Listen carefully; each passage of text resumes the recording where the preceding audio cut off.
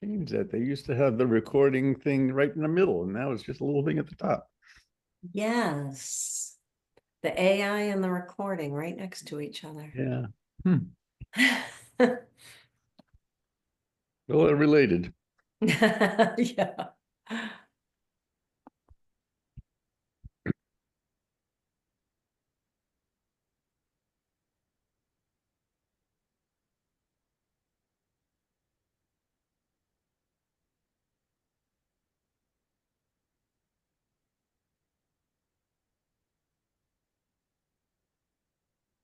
that it?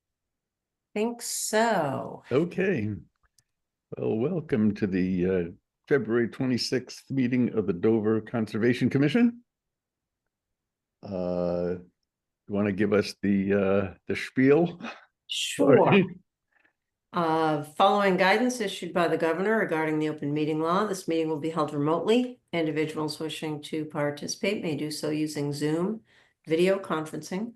To join the meeting by video conference using a computer or tablet, you can click on the link to join by telephone. You can call the number and enter the meeting ID and the passcode, and the meeting is being recorded. And if you're worried about being recorded, you're being recorded by 6 other things anyway. So, Right. okay. Thank you. So our first order of business is public comments. Anybody want to bring anything up? Okay. So our first order of business is a continued notice of intent for 105 Haven Street. And who is here for that? That would be me, Christopher Ken from Metro West Engineering. Sure. Thanks. Would you want to give us an update? Yep, just a quick update. We submitted the revised site plans addressing Janet's comments. One of them adding a stockpile area to the plan outside the 100-foot buffer zone area, and add a note to the plan that the wetland delineation is neither confirmed or approved by the Dover Conservation Commission. Okay. Janet? Sure. So this was opened at our last meeting. There were, I just want to say it was a very complete application, well thought out. They addressed their 2 particular waivers for work in the 50-foot setback and in the 70. They submitted waiver requests, they submitted the fees. So overall, it was a very complete application, which is greatly appreciated. There is the issue that we're coming across in the winter is what to do about winter delineations. Mhm. In our regulations, between December 1st and April 1st, we generally do not allow delineations unless the site conditions provide the opportunity to do that. But when you have BVW, it's a real challenge. So what we've done in some cases and what is being proposed here is that we simply acknowledge that we are not approving the wetland delineation. Although I did walk the property and I feel fairly confident about the delineation, but because of the snow cover, I just could not confirm that 100%. So the resolution is that both on the approved site plan and one of the special conditions clearly states that the commission's not approving or confirming the delineation, and that all future projects will require a new delineation and the required data forms.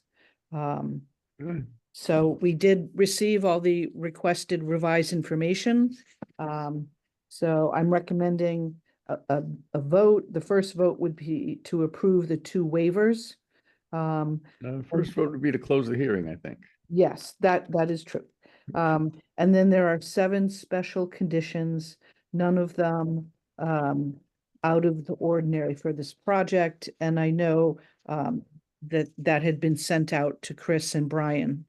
So I don't know if they have any concerns about the special conditions, but I'd recommend closing the hearing, approving the waivers, and issuing the order of conditions with the 7 special conditions.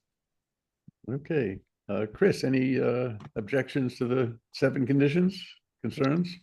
Nope, not at this time. Well, now's the time. Well, no comment. Okay. I'm all good with them. Okay, so I'll move to close the hearing. Second. All in favor, Sarah, Aye. Amy, Aye. Anna. And I am also an aye, since we need to, anyway, I'm not sure I need to vote. Anyway, I will entertain a motion to approve the 2 waivers. Or, yes, So I 50 foot, 50 foot and 70 foot waivers. We can do them as one motion. So I second it. Okay. All in favor? We'll go backwards this time. Anna. Aye. Amy, Aye. Sarah, Aye. and me. And a motion to approve to issue an order of conditions with the 7 conditions, special conditions. Second. Okay. Sarah, Aye. Amy, Aye. Anna, Aye. and I am also an aye. Motion passed unanimously. Thank you very much. You're welcome. Thank you for doing such a good job on this. Take care. It's nice when that happens. Much appreciated. And next is 88 Pine Street.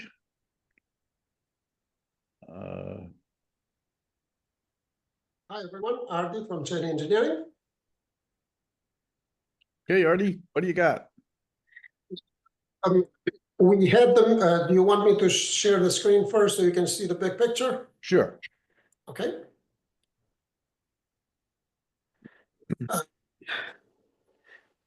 Lori, can you try to allow me?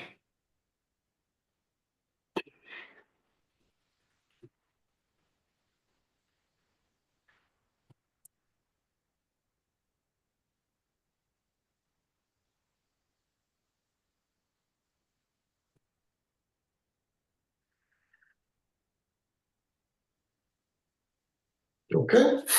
Mhm. To refresh your memory, guys, we were in front of you the last time, and we did show the possibility for a proposed well in front of the existing house. We did run at the time into the alternatives, where else we can put the well. And more or less, we agreed that this would have been a good location because of the site conditions as far as where the wetlands are and the crossing over on the driveway. There were questions that were raised at the meeting, and we were instructed to go back to the drawing board and give some more clarification as far as when they drilled the well, the issue was the excess water that's going to be produced from during the process of drilling the well, how we were going to handle that. And what we are showing on the plan is that we're going to be digging a ditch that's going to go from the location where we did drilling the well, going along the edge of the driveway where the driveway is now, and connecting to where the existing well is now. The chairman at the time, he felt that even though we are connecting the excess water from the new well that we are drilling, dumping it into the old well location, he suggested that we have a backup dewatering area just in case if it is that there was so much water that would fill the entire well housing, for lack of better words. So Mhm. what we did is we showed on the plan the dewatering area, and we showed the detail of how to put the erosion control barrier all around with wood stakes around it to keep it as a backup. We did have the well driller go to the site, and he believes that the size of the existing well opening that is there is going to be more than sufficient to address whatever water they're going to be taking out of here. We did have a conversation with a homeowner, and she is consulting with arborist as far as what they would like to protect as much as possible the existing tree, and what can be done to assure that when this work happens for the well, the tree be protected as much as possible. I don't have anything in writing or what the discussions were between her and the arborist or other people that she's trying to engage to see what can be done to ensure the protection of the tree. But she would like not to go through the driveway to go around and damage the entire driveway with a new water line going through the driveway to get to the house. So ideally, we would like to install the water line along the edge of the driveway, and depending on what the conditions will be when they dig, they might end up moving the edge of the driveway further down, but that's going to be determined once they do the excavation. As a reminder to the board, typically when we have done septic projects in Dover, the old agent, Mr. Lutazzi, he made us stake on the ground where the limit of excavations were. And if it is that we had any trees within 10 feet of that limit of excavation, he would make us take the tree down. So we're going to be close to 10 feet with the edge of the driveway. It might end up that once the roots of the tree are exposed, that the homeowners might decide to move things further away. But at this time, with our proposal, we would like to see if the commission would entertain the idea of allowing for the water line to go along the edge of the driveway. On the meeting, one of the things that had happened was that Janet, when she looked at the plans, she did not understand why we were showing this record line and why we are showing this, the only part of the wetlands were marked.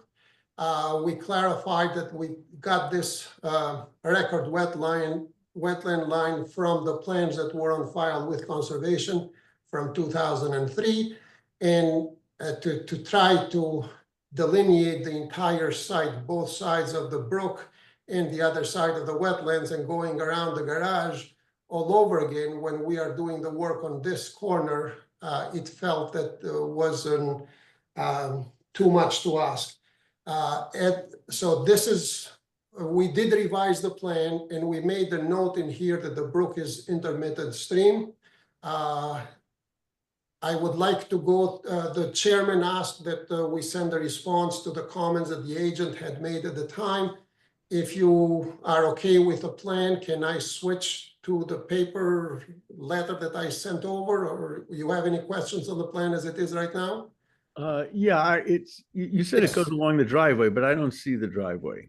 So I'll show you. You see this edge in here? I'll make it red. Okay, okay. So this is, so what's happening, Tim, is that the driveway keeps on going straight around and around, goes all the way up to Pine Street. But Mhm. because of the, and we have a culvert, we have a 15-inch culvert that goes across in here. So Mhm. what the goal would be, we had proposed before the erosion control barrier. So what we are doing now, we're saying the well Okay. is right at the edge of the driveway.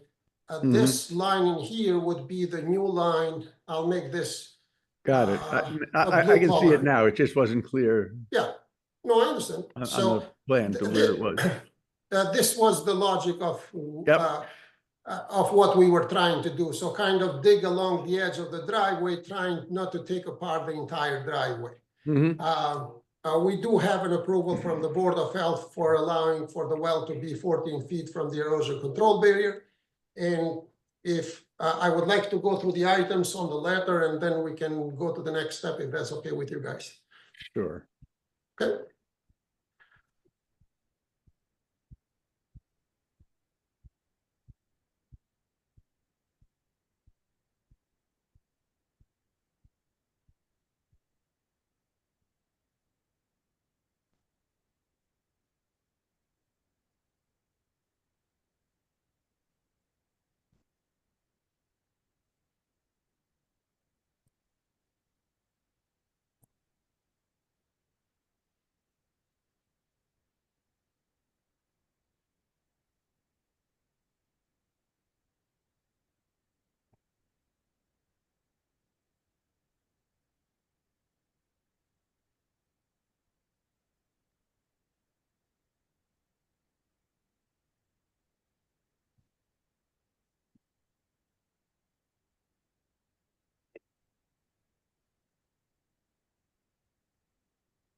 Anytime. Sorry. Murphy's Law when you try to do something. Okay, sorry for that. Okay. I tried to address the letter the way it was written so that we answer to all of the items. This is what we sent in beginning of February. So required 3 regulatory waivers, waiver request to allow disturbance within 50 foot and no disturbance. We submitted, but request does not meet the regulatory requirements. We submitted to the commission an updated waiver. So the waiver request for work within 50 foot of disturbance, we updated that. There was another waiver request to allow structures within 70 feet of no structure setback. We revised that waiver. We updated that waiver again. There was a third waiver to allow for wetlands delineation in the winter season. This waiver we had not submitted at the beginning because the delineation was done before the cutoff line. However, since it was required that we submit the waiver, we did provide a new waiver. Another note said that the applicant has requested a waiver from the waiver fees and was no rationale to support the waiver fees. Commission needs to discuss it. The applicant did not submit the required affidavit of service for notification of abutters certifying that all abutters have been properly notified, and this form must be completed, signed, and submitted. So prior to the hearing, to opening of the public hearing, we submitted the certified. I put a date on the form. It has been the practice of the commission for the last 18 years that I've been coming in front of you guys, that as long as we had proof from the post office that we notified the abutters with a postage stamp on it, that has been acceptable. And what we did at the time is the same day that we notified the abutters, we sent a copy of all the receipts from the post office. However, the form was required to put a date. We did put a date, and we added the additional form as it was required with a letter. In our mind, wasn't worth fighting over it. The other thing is, Excuse me. Yeah. Tim, Yes.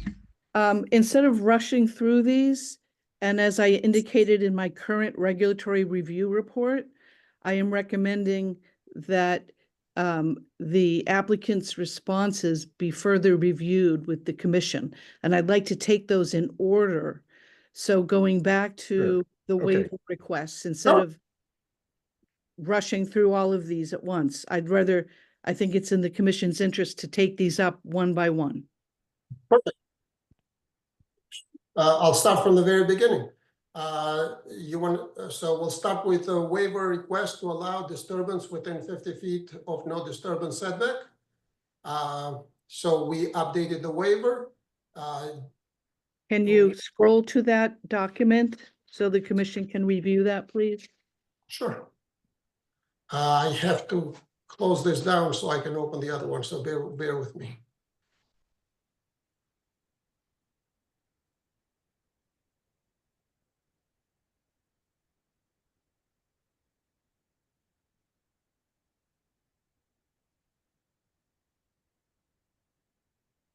So while we're waiting, just a refresher on our regulations.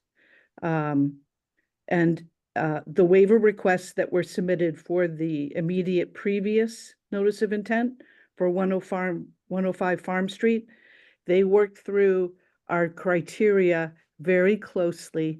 One of the criteria for any disturbance in the 50-foot or a structure in the 70-foot requires that the applicant consider mitigation for that waiver. Generally, the 50-foot no disturb is no disturb for a reason, because it serves an important purpose to the wetland resource and the interests. So in 105 Haven, their mitigation was over 2,000 square feet of turning lawn back into a naturalized area with native plantings.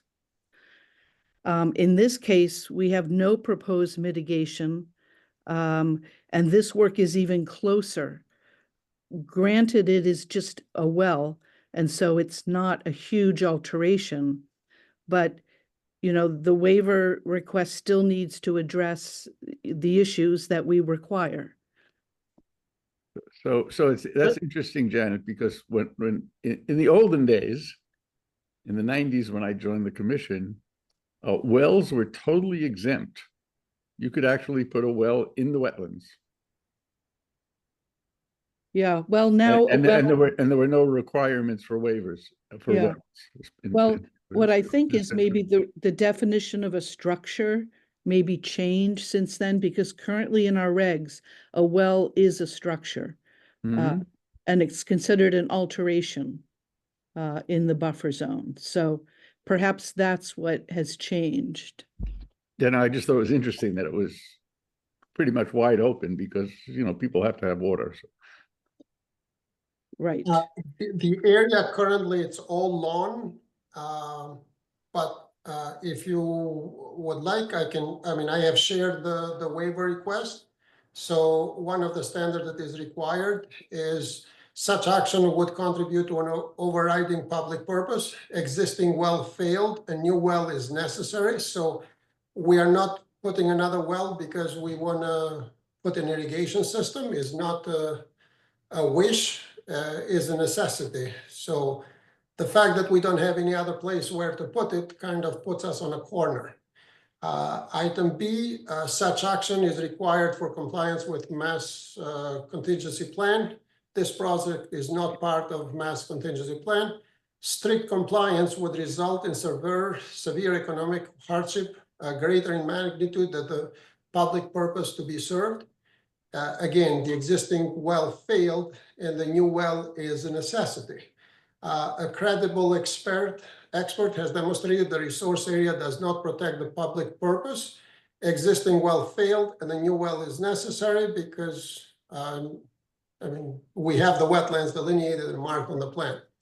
No So can I waivers are. So your response to D, that does not respond to the issue in D, where a credible expert has demonstrated that has not been addressed.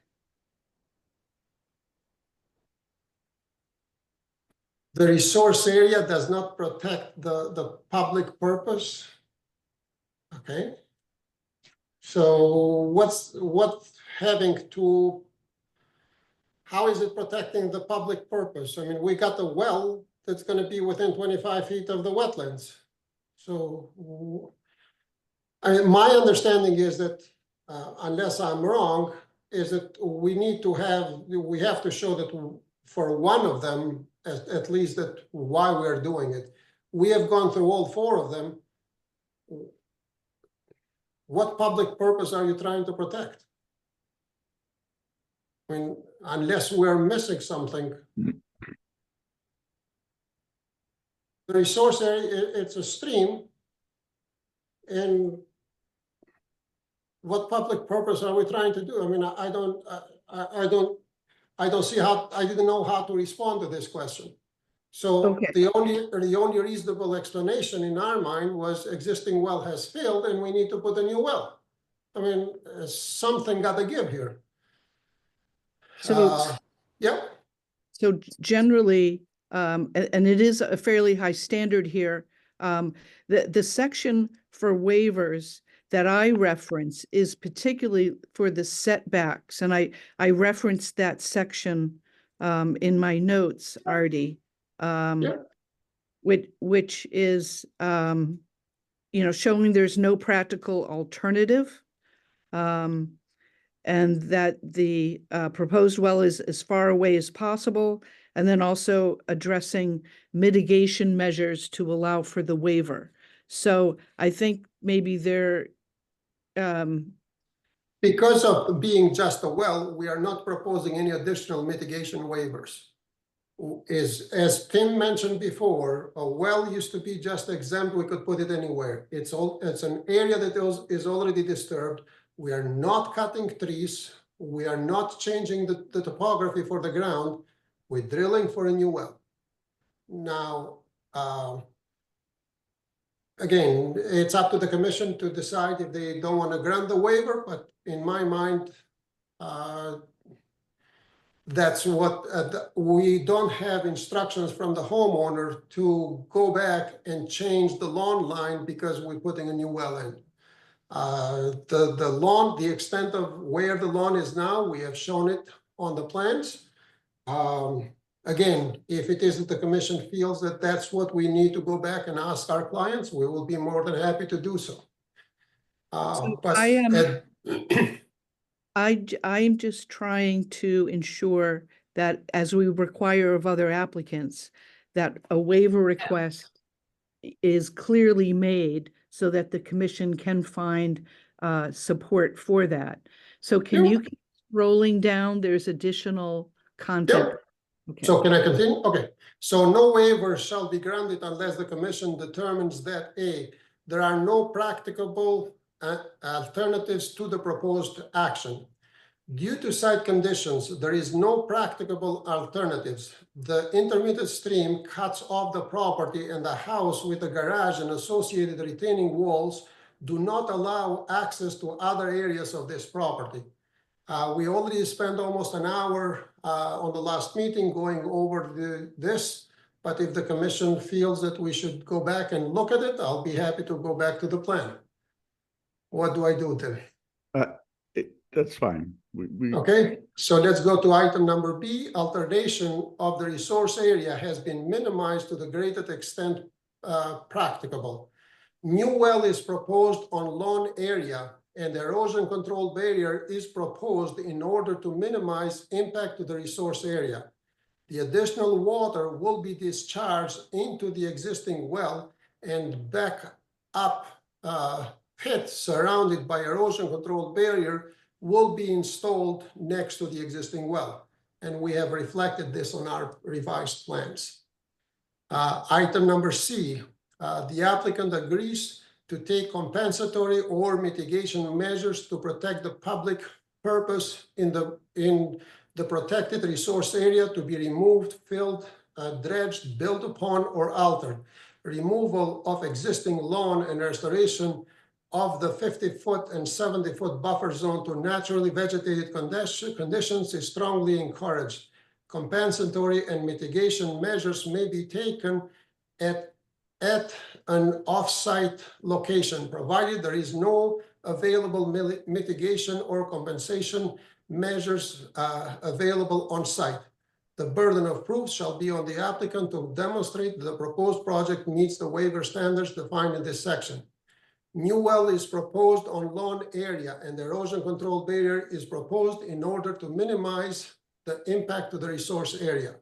Once the well has been installed and the casing will be sitting up another 1.5 feet above ground, there's going to be, used to be lawn before, it's going to be still lawn in the future.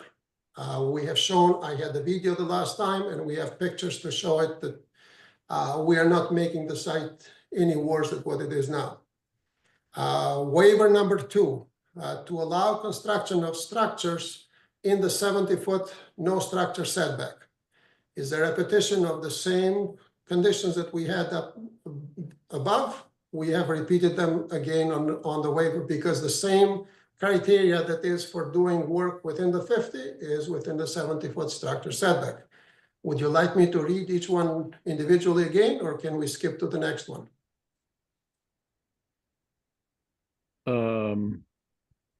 These are, I think we can, It's identical, the same yes, I thing, think but we can skip them, yeah.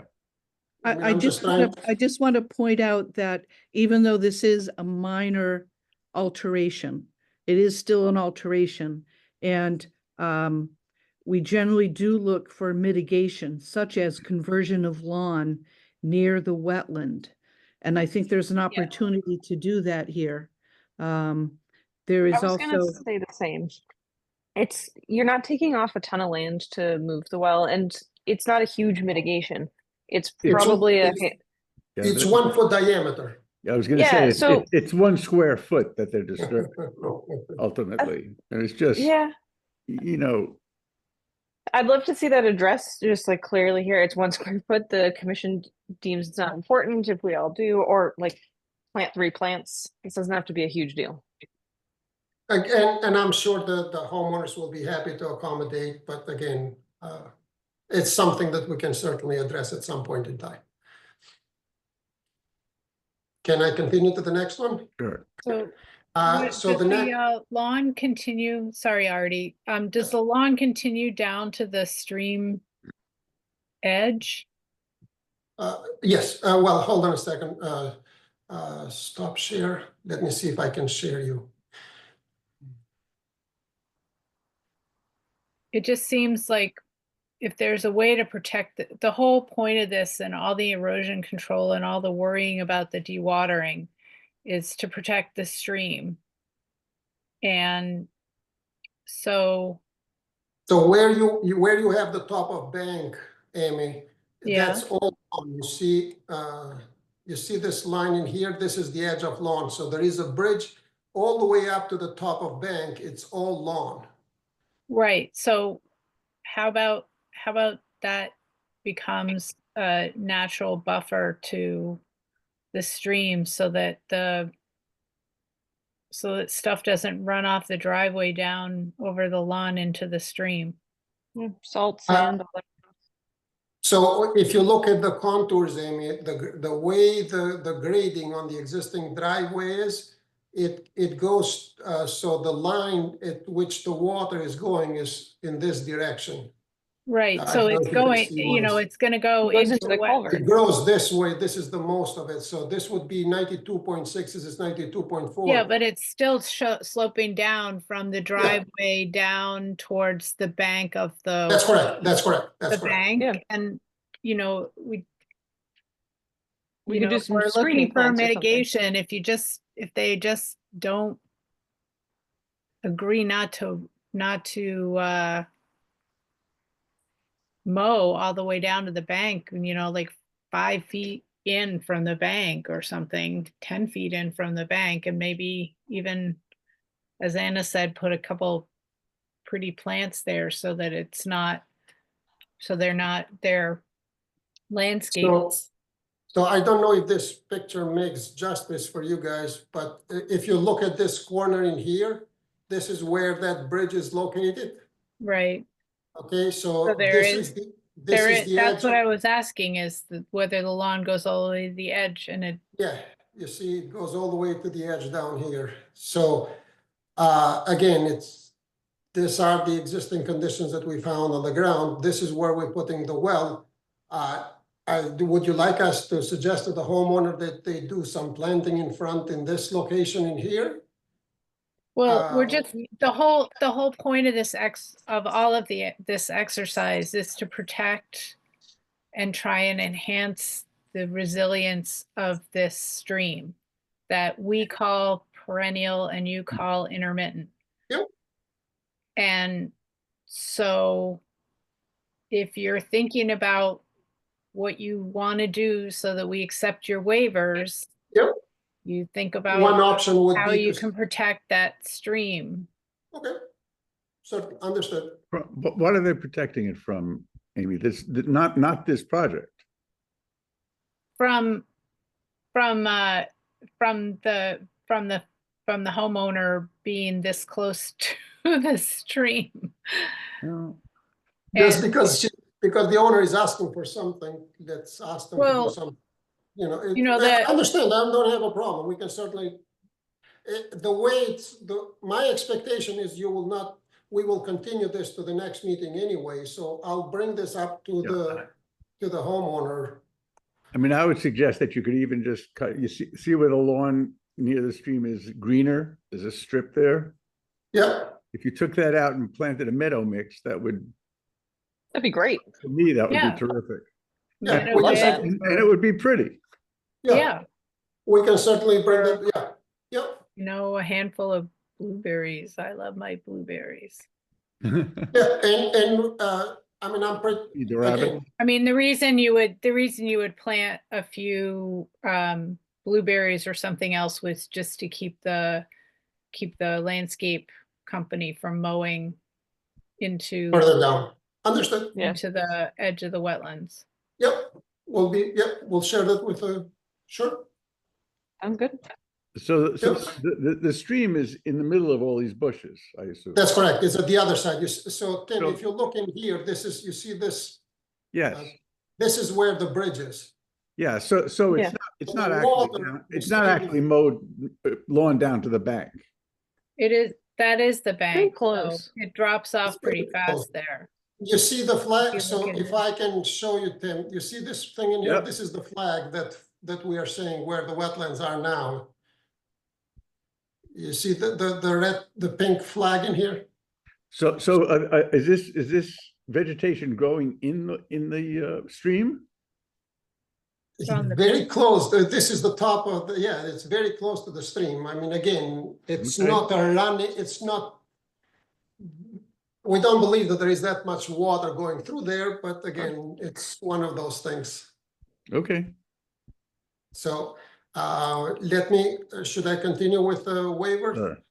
Okay. So point taken, again, I'll certainly bring it up and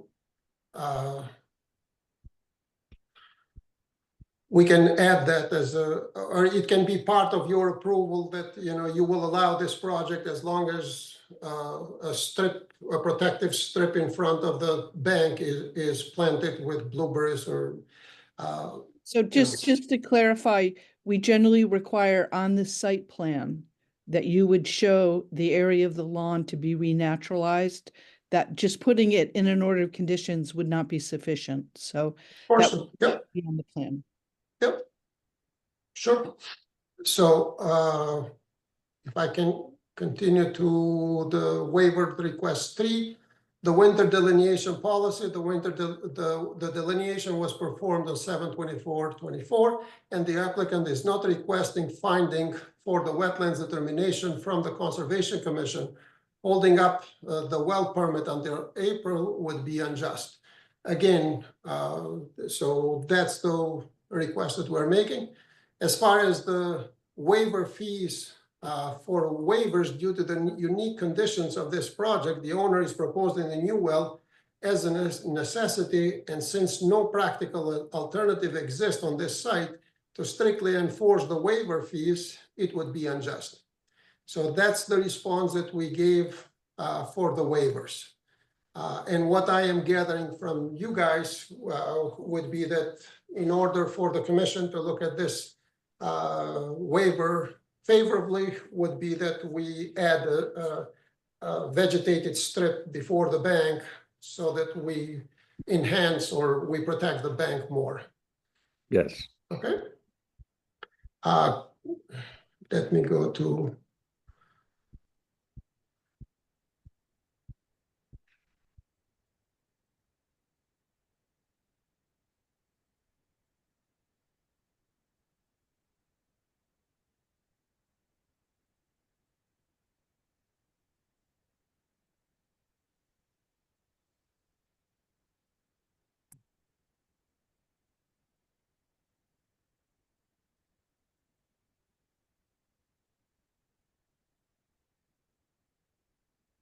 Good. So I'm going back to the responses. So required 3 regulatory waivers. Waiver request to allow disturbance within 50-foot no disturbance setback. we just went over the updated waiver. The waiver request for structure within 70 feet, we just went over that. Waiver the request to allow for the wetlands delineation in the winter. We already went over that.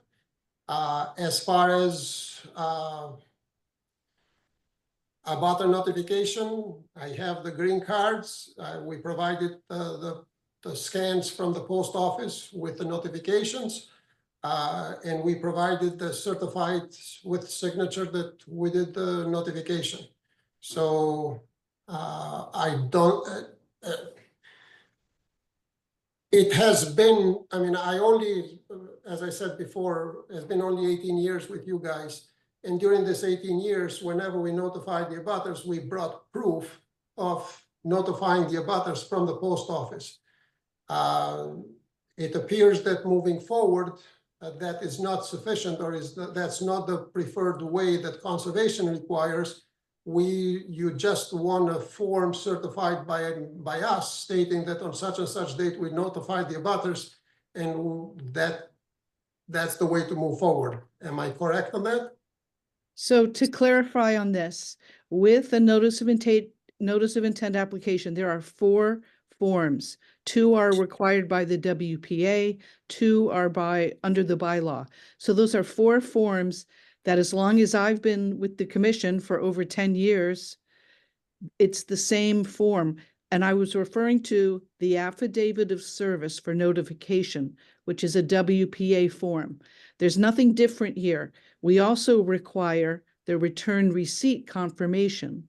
But the affidavit of service, Artie, is something you've submitted probably with many others. It was just left out of this application for some reason. So just to clarify,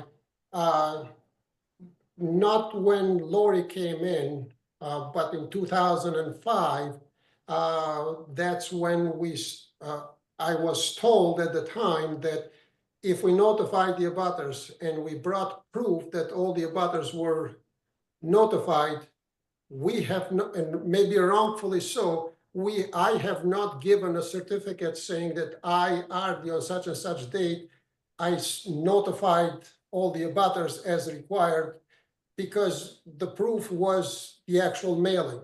That's why I haven't done it. It was a mistake on my end. We provided that form, but moving forward, we'll include that form. Am I correct? That's what is expected, not just the abutter notification. Yes, it's actually not expected. It's a requirement under the WPA, and it has been as long as I've. Understood. And it has been an oversight on my end, but again, we thought that we were complying by just providing the proof. Okay, so that was submitted. I indicated in my report that was submitted, so that issue has That's been. an issue. Yep. So let's go to the other item. The NOI application and site plan failed to reference or document that the stream running through the property is perennial and therefore subject to Mass Riverfront regulations and requirement. As a result, the NOI application and site plan need to be revised to reflect compliance with all the riverfront regulatory requirements and performance standards, including an alternative analysis as required by 310 CMR 10.58. Wetland report indicating the stream is intermittent was provided prior to the meeting. After the meeting, provided the stream stats indicating that we are not even close to the requirements. So what's happening is that the wetland specialist understanding on looking at the GIS maps was that if it is, since you have, when you have a faded line for the stream, that indicates that that's intermittent. That's what she put it on the report, and that's why we presented it as being an intermittent stream. In 1999, Dover Conservation Commission issued an order of conditions recognizing that stream as being intermittent. In 2004, GLM did the plans, or 2003, when GLM did plans on this property, they only showed the 100-foot buffer. We were not able to get the actual designation, if they called it intermittent or no, because Janet had the files and Lori could not provide that to Deb. My guess, and it's a guess, is that in 2003, this was considered an intermittent stream. I did request from the chairman and from the commission at the time that since we were coming up with this, Deb came up with this recommendation that is intermittent. We had prior history that is intermittent. How about we have Paul McManus give a second opinion just to see where we stand? On Monday, Janet sent the report stating that based on her conversations with DEP, that DEP instructions are that no matter if the line is faded or not faded, or as long as it's solid, it is considered perennial. Now, on Monday, Deb tried to get in touch with the person at DEP, and unfortunately, as of today, we haven't been successful. Apparently, the lady might be sick or something, but we don't have an answer to give you because Deb believes that she is correct on her interpretation. I don't know the details of when Janet found out about this. Maybe Janet has the hand raised and she can help us out on that. Janet? Yeah, so this is really straightforward. And based on the documentation I sent out in my report, Alicia Gellin from DEP did a recent deep dive on intermittent versus perennial and was very clear on documentation and what the source should be that is considered. So based on that, I sent out the USGS, and it's not a GIS determination, it's USGS. And Yep. it's very clear if you go to that website that this is a straight line. It looks like it's bold, but it doesn't matter. As long as it's a straight line on the current USGS, it is considered perennial. You cannot use stream stats or the watershed data to overcome that. As shown on the guidance provided by DEP, the only way to overcome a USGS presumptive perennial stream is in that yellow box. There has to be credible on-site evidence of a competent source of a dry stream in a non-drought year. So we were in a non-drought summer. Regardless, a determination of a stream, whether it's perennial or intermittent, from 1999 or 2004 is not relevant and not binding on a current determination. So, you know, if you want to challenge this, No, that what I would be would like to, fine. no, I think- what I would like to say is the following. DEP has received our filing. There are no comments from DEP in this particular project that we are calling the brook intermittent, and they are calling out on it as there is no comment on their webpage. That is because, Artie, that is because DEP. I understand, but my takes question it- is, Artie, could I finish, please? Yeah, sorry. If you're making statements and I don't feel they're correct or needs to be addressed, I'd appreciate an opportunity to address them. Okay. DEP does not do a research as to whether your determination of a stream is intermittent or perennial. They take at face value that a wetland professional has made the correct determination. So your NOI application called it an intermittent stream. And so they take that at face value.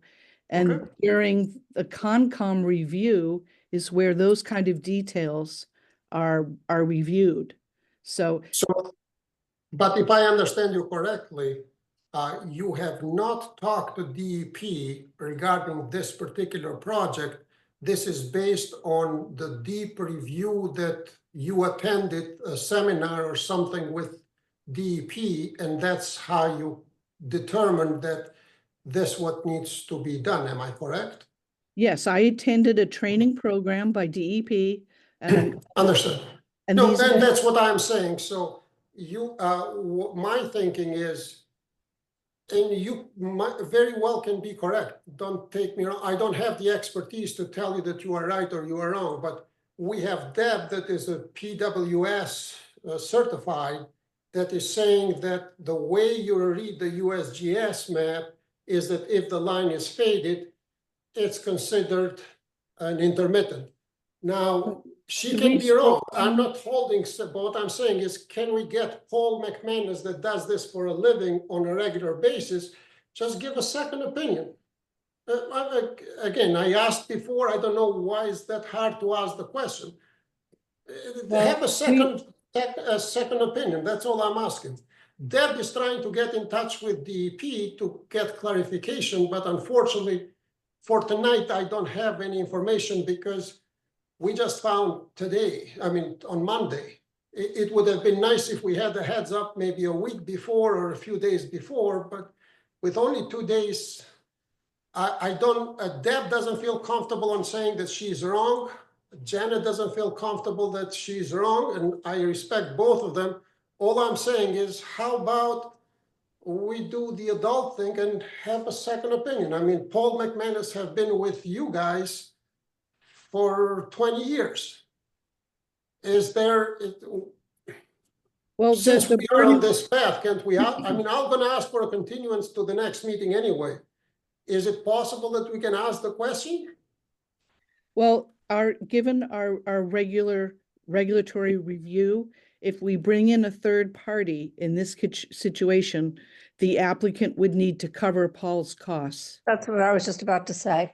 I was just Yeah, bringing that up. so if it is that we are wrong, then we'll happy to cover the cost. But if it is that we are right, we should be paying for finding out that we are right. No, that doesn't, that's not. No, It I works think that it's way. perennial. If Works. you need a second opinion, that's fine, but that's just whether you're right or we're right. That's how the second opinions work. Well, again, we on Monday, if we don't get an answer from DEP on this particular project, from whoever is reviewing this project, then we will ask in writing from, and I'm assuming there is a fee associated for, there is a standard fee, Tim, that you guys apply for Paul to give an opinion? There's an hourly fee, yes. Okay. So I'll send an email in writing requesting for Paul to do a review once I have talked to our client. Good, Is that acceptable? sure. Thank you.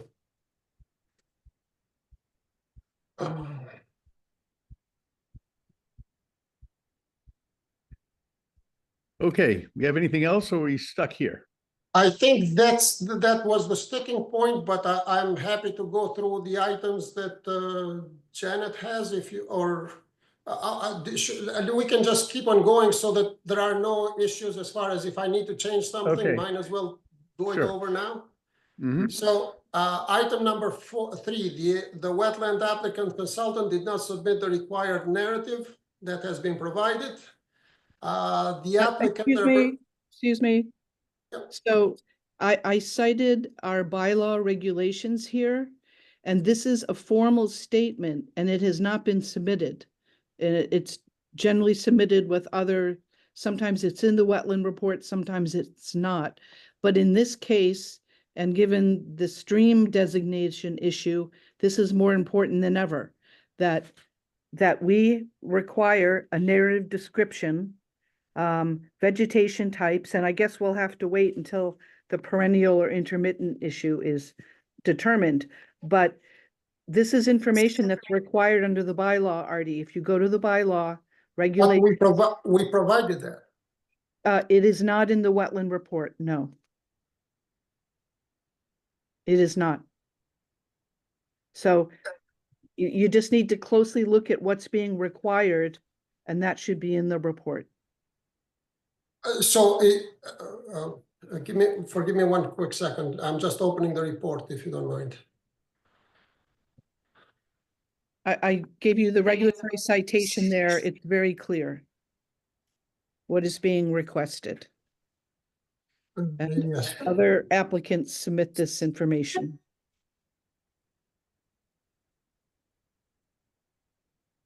So I'm assuming you have seen the 9-page report that Deb provided, and you are saying that this is not what you are looking for. Am I correct?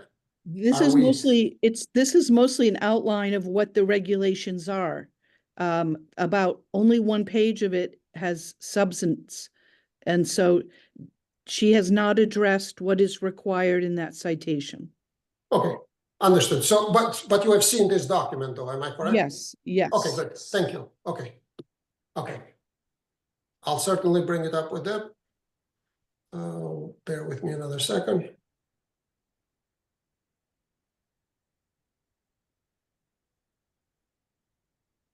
So while we're waiting, number 5 has to do with the winter delineation.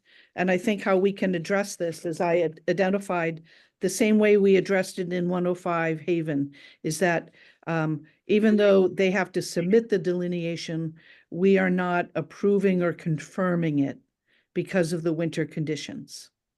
So Yeah. I think number 5 has been addressed. Well, the only thing is that on the new comment that you are making is that different from 105 Center Street, you are asking that we have to put a note on the plan saying that this wetlands is not, we got to put some language on the plan. We required that at 105 Haven. Their revised site plan includes that language.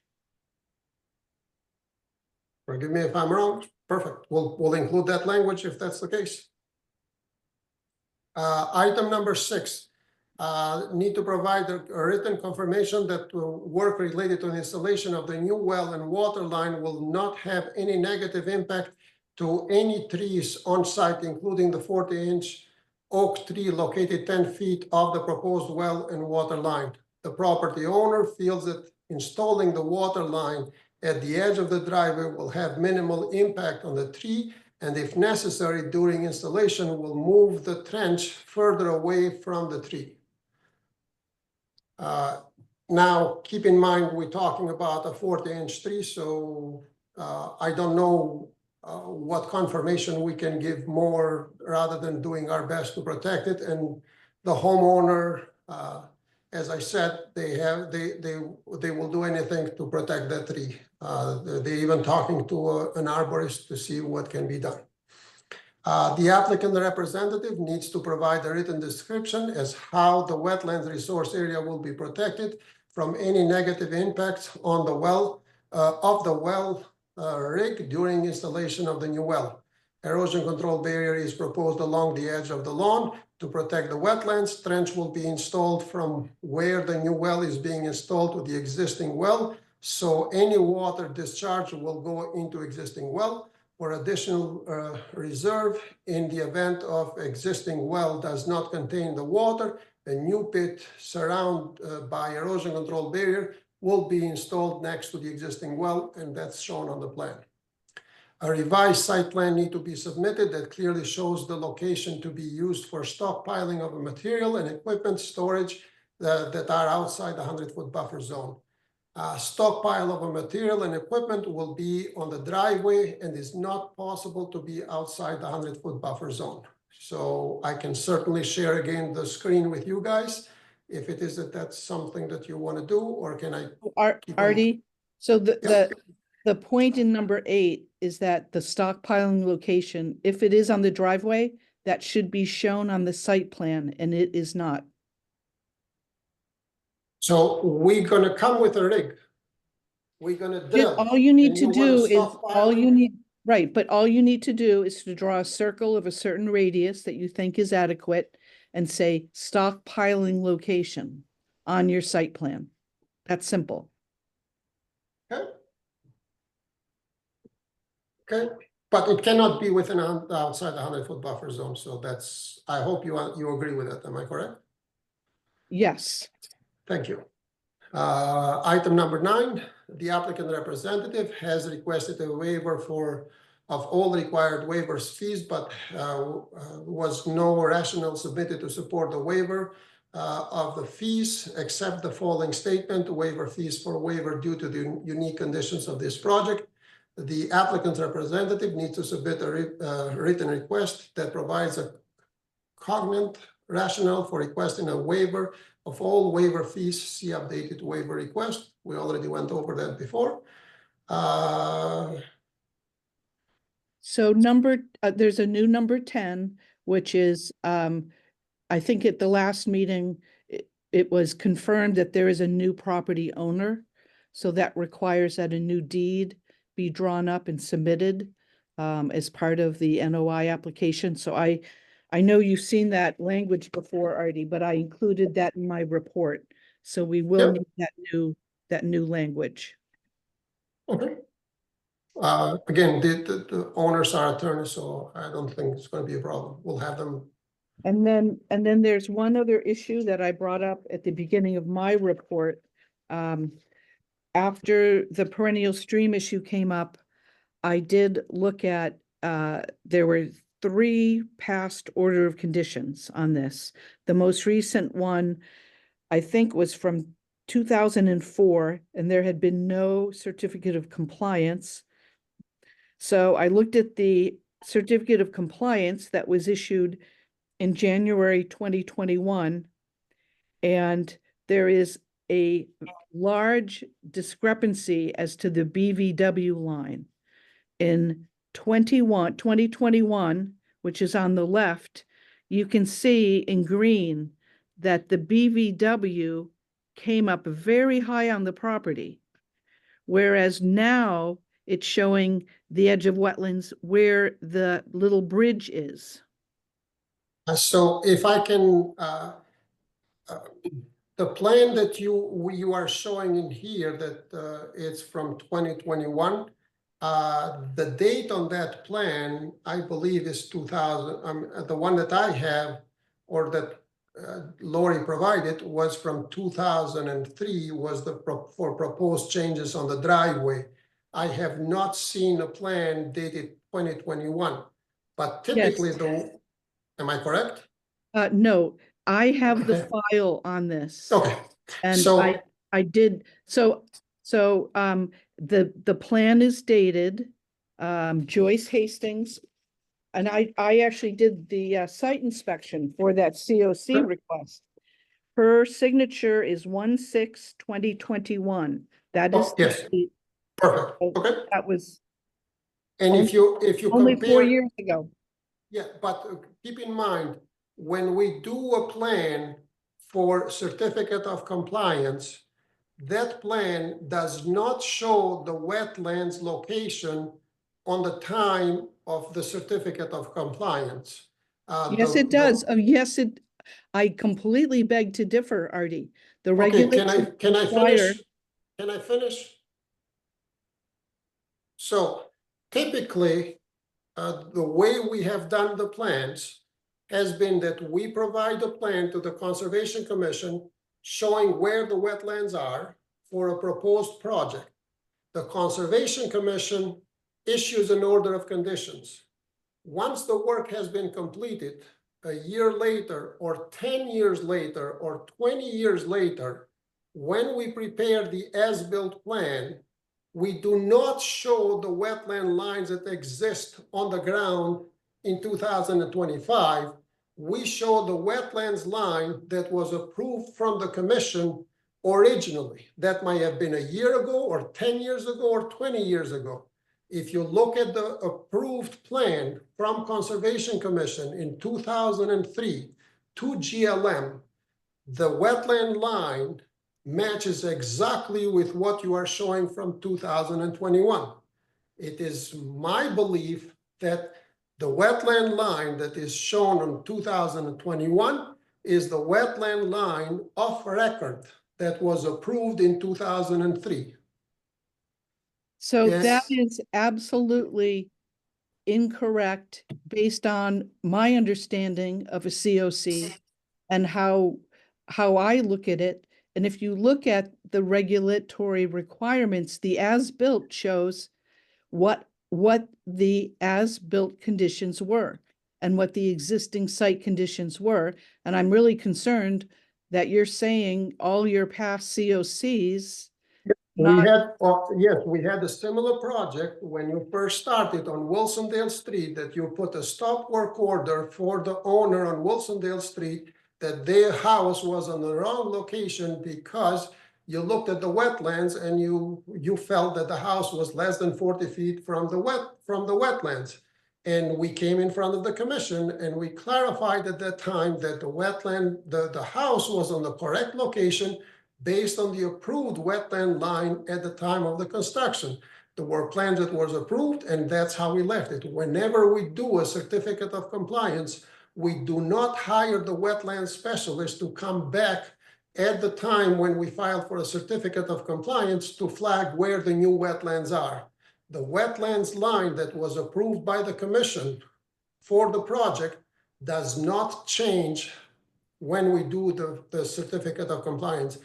I would be happy to see a plan where someone else has shown the wetland line that was approved in 2010 and then show the wetland line that is now in 2025 to show the difference between the two.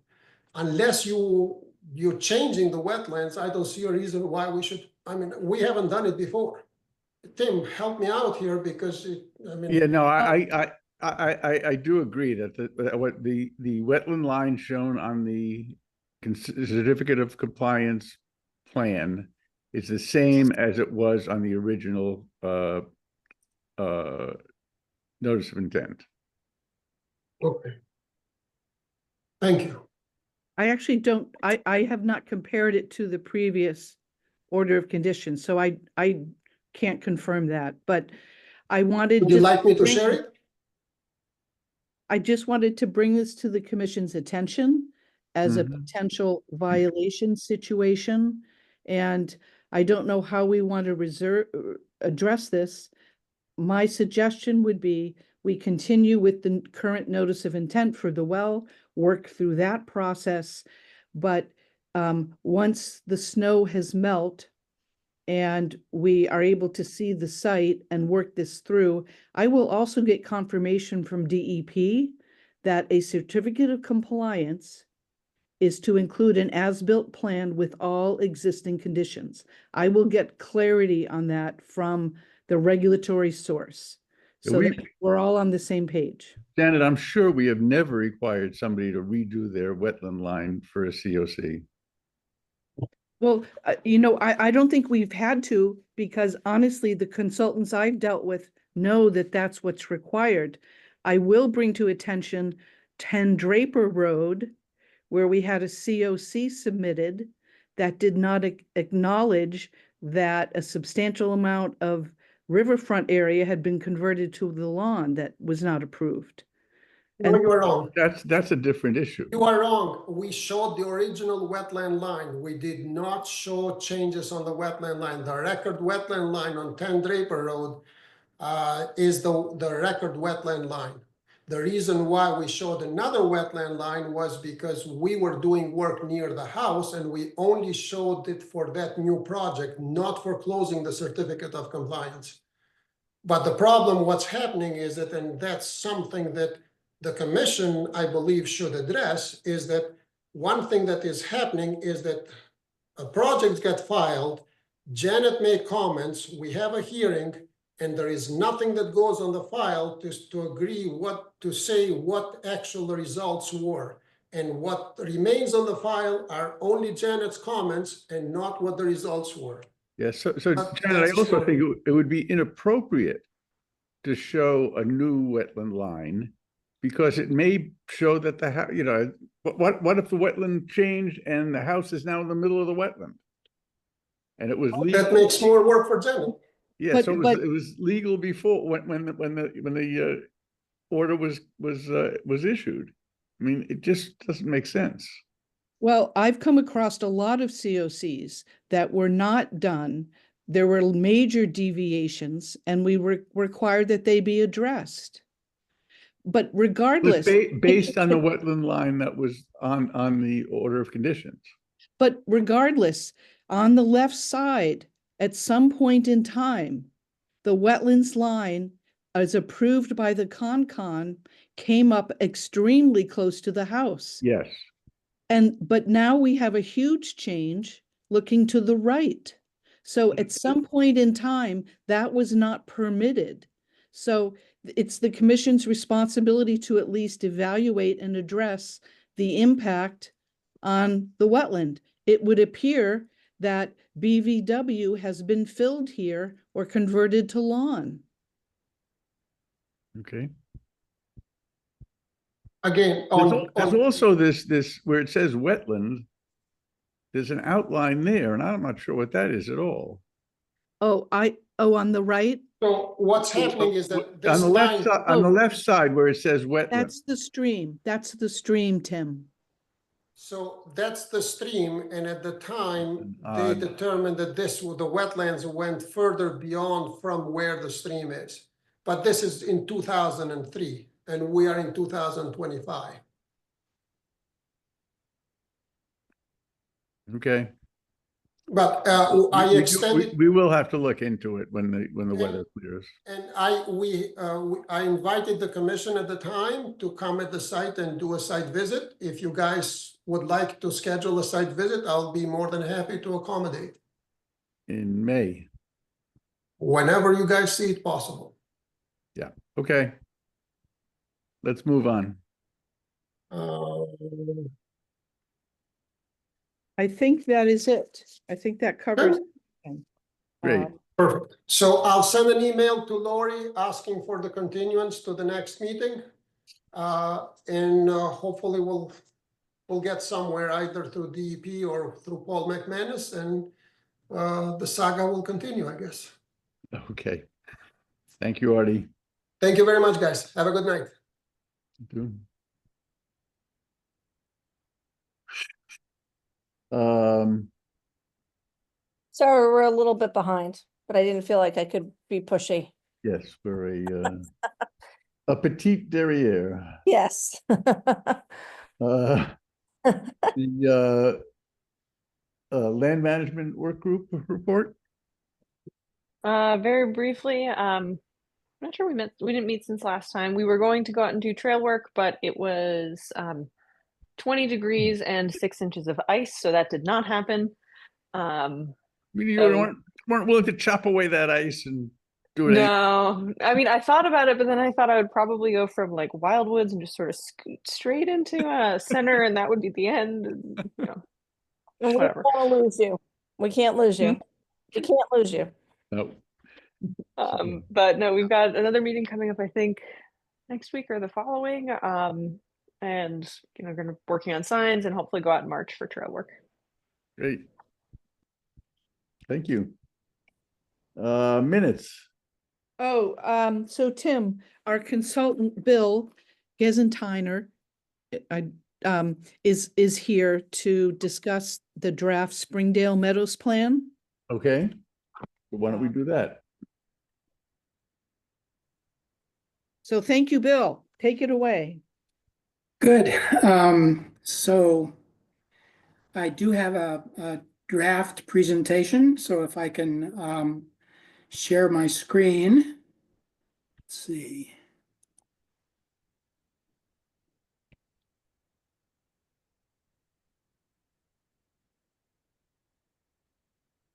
Are people seeing this?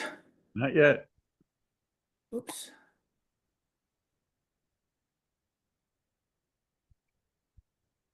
I think this is the hardest part of Zoom. Seems to be.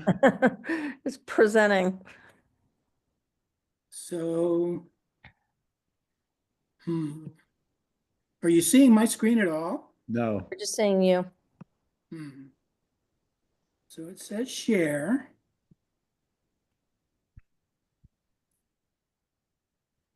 That. So you have to then pick out the thing that you want to share there and then say, share now. Or whatever. that is. Okay.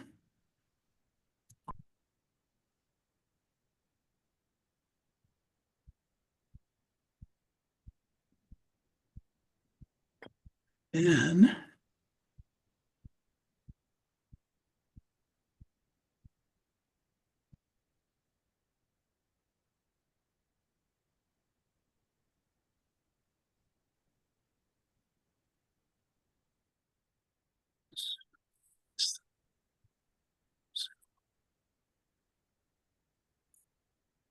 Now, do you see it? Yes. Yes. Ah, That's good. good. Okay,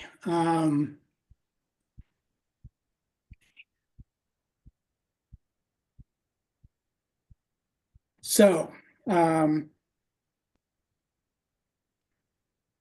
this is a draft, so it's not as polished as I would like it to be, but here we go. So the Springdale Meadow Conservation Area, you know it.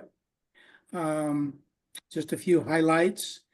24 acres, part of the Zone 2, little used at the present time, but it provides a potential to link to the rail trail and to a larger network. So Dover's got a long history as a farming community. The bubbling springs of Trout Brook. This site was a farm site since before 1850. Some of the natural assets, grasslands, forests, wetlands, you can read it. But opportunities to experience nature, and then the connection to trails. Some of the ecological features, it's the Dover is underlaid by the Avalon belt of granite, which formed about 400 million years ago.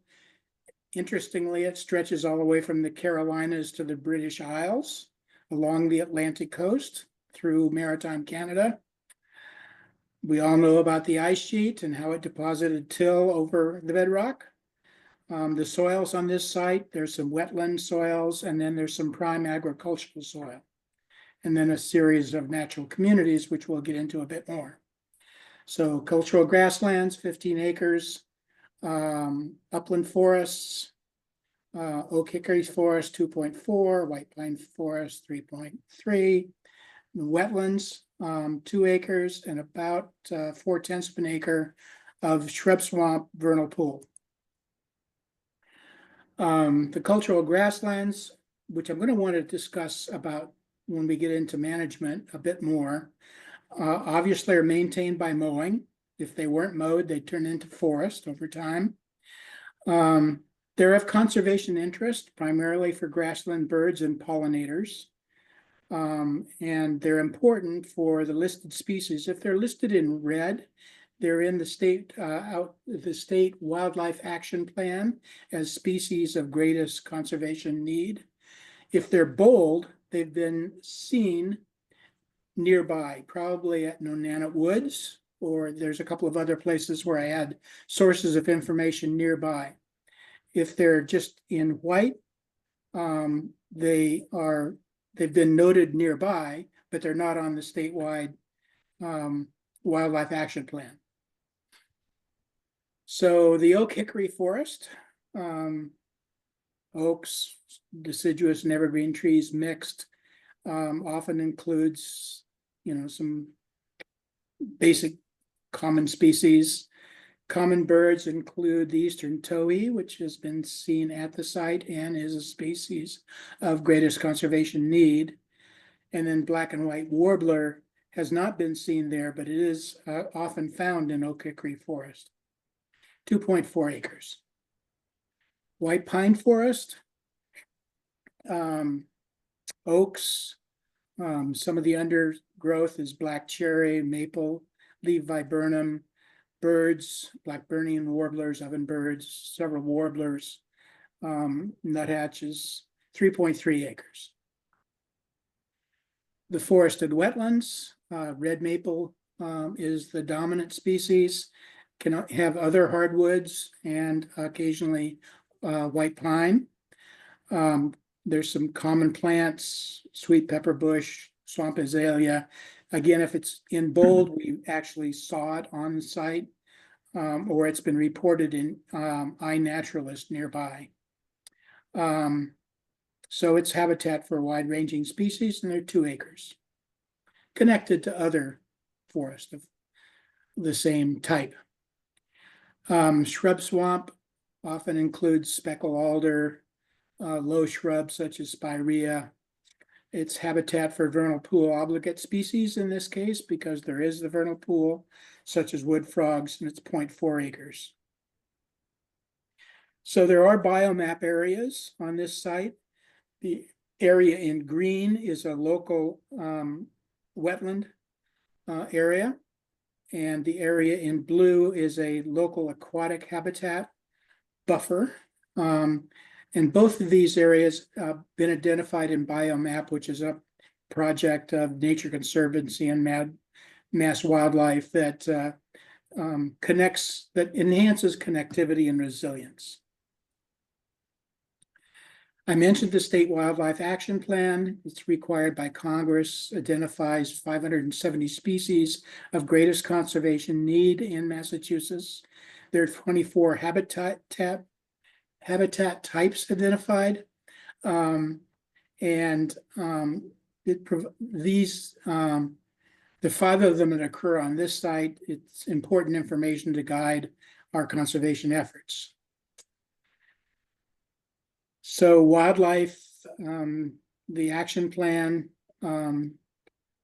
several species have been recorded nearby. Bird watchers have reported 124 species at Nonannet Woods, and 27 are species of greatest conservation need. And of course, all of these are habitats for other species as well. Amphibians and reptiles, there is one certified vernal pool. There are 24 species of amphibians and reptiles that are likely to occur in Dover or the surrounding communities. Spring peeper and wood frog have been recorded there. Others that are likely to occur include some of these. An inventory would be a good community science project. Mammals, common mammals occur there as well. We know these guys. Insects, butterflies and bees and other insects pollinate wildflowers and are important sources of food for many mammals and birds. There are only 4 species that have been reported in iNaturalist, and not on this site, but nearby. Most of our food crops depend on pollination to set seed and fruit. So just a little recapping of some of the stewardship recommendations, the purpose of the Conservation Commission. I don't need to read this to you.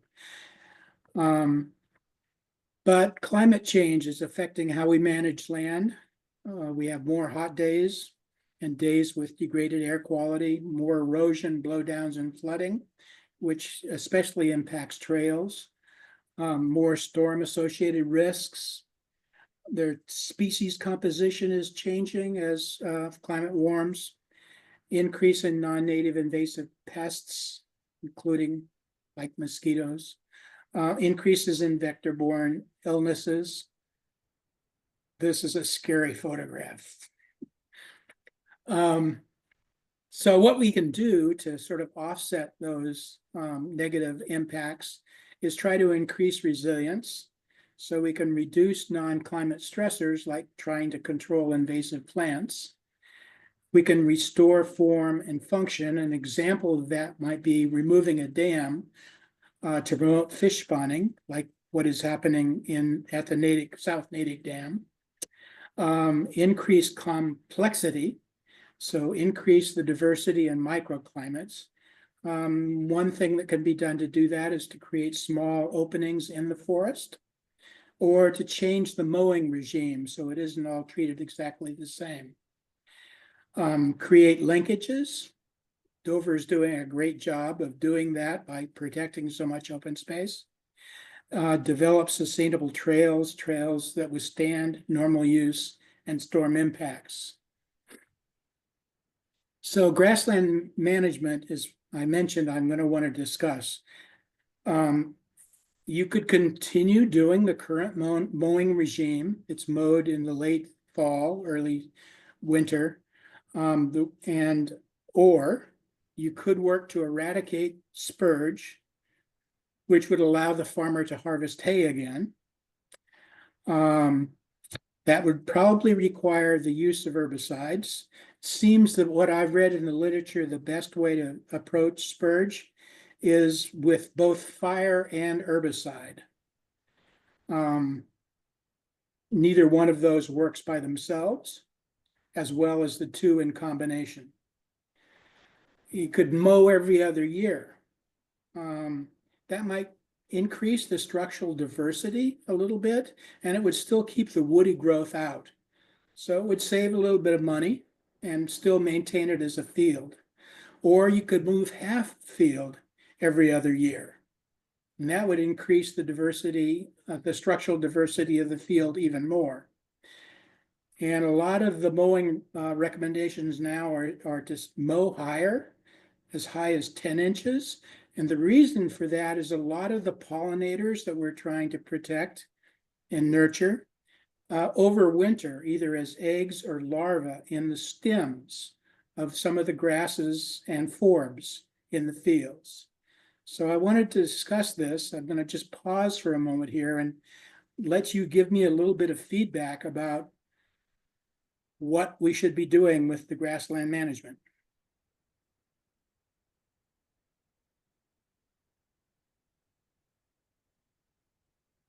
I mean, Anna, I love it.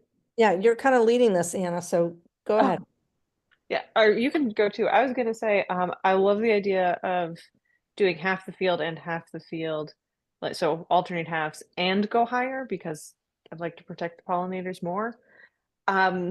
Fire and herbicide for spurge sounds really cool, but it feels like it'd be hard to swing and possibly expensive the first time. But I'd love for it to be sellable hay. So I don't know if anyone has a sense of whether that would offset. At the same time, the idea of doing fire, herbicide, and protecting pollinators sounds like a bit of you don't get all of those. But at this point, I think, and stop me if I'm wrong, but the spurge is we can't hay the fields right now because of the spurge. Right. he- Right. We he got just- we got to deal with the spurge, and I think we just need to, you know. Yeah, no, he extra just fire. doesn't feed the hay. He sells it as, he either junks it or he sells it as, he turns it into compost, or he sells it as construction hay. Oh, okay, okay. It just doesn't go to his cows or horses. Right. We do the spurge removal in like a section and see if it worked before we go. We're going to torch the whole field in a series of multiple years. Well, That's the something or spurge just isn't not that? everywhere in the field. It's in a pretty concentrated area, at least when I saw it. So yeah, I think it could be treated experimentally. You sort of go through a process of taking an area and seeing whether or not you could get rid of it. It wouldn't happen in 1 year. You'd have to repeat this process 2 or 3 years probably. And yes, it probably would be expensive. We also have a good crop of it in Valley Farm. So Oh, interesting. Okay. on there's one, the Main Street field has spurge in it. Hmm. So, I mean, it just costs more to mow it because if he can take the hay, Mark will will mow the field for free. You know, it's a quid pro quo, and if he can't take the hay, then we have to pay him for his time and effort. And So Bill, obviously, I mean, can you get us some quotes, or I don't know who would do the burning of the spurge? Or So burning is complicated. There are people who do it. It takes quite a permitting effort to do it. I would start probably with your fire department. okay. And often they're interested in doing it as a training exercise. So that's where I would start. At the same time, I would reach out to some herbicide applicators. There's some herbicide treatments that seem to be pretty targeted to spurge, but I don't know the details of that. So, you know, if you want to, it's an interesting sort of experimental design issue. And, you know, it's a challenging project. But I think it could be very valuable to learn Well, some stuff. as you don't know, but some of us have, and Janet said this even last night at another town meeting we were at, we're all about educational opportunities. So this could be a good educational opportunity Yeah. for us in the future. As long as the fire department doesn't put PFAS on. And right, exactly. And where Elizabeth Freeman's hat, like we just have to, we'll have to figure it out. But it's an interesting, but in your opinion, Bill, if we don't deal with the spurge, we'll never get hay. We'll never be able to really, these fields will not recover unless we get rid of the spurge. Right, and it'll probably expand. Right now, there's some areas of the field that don't have spurge in it. Okay. So it'll probably expand. And I don't know how, I mean, even without the spurge, I got the feeling that the quality of the hay wasn't that great, but I don't know. now I think Anna and I, when we met the team, remember Anna, when we met, they had just mowed? Yeah, Um, September, I think. yeah, he was the one who, I think Mark was like the one who said it's filled, this whole field's filled with spurge. Like, Right. So, and he was the one who suggested, like, we were like, well, how do you deal with it? And he was like, you burn it. We were like, what? Like, we were like, Leave it to somebody from Iowa. Oh, I just burn it all down. right. Which, you know, I understand, but you know, we're in the middle There's of, been some, oh, go ahead, sorry.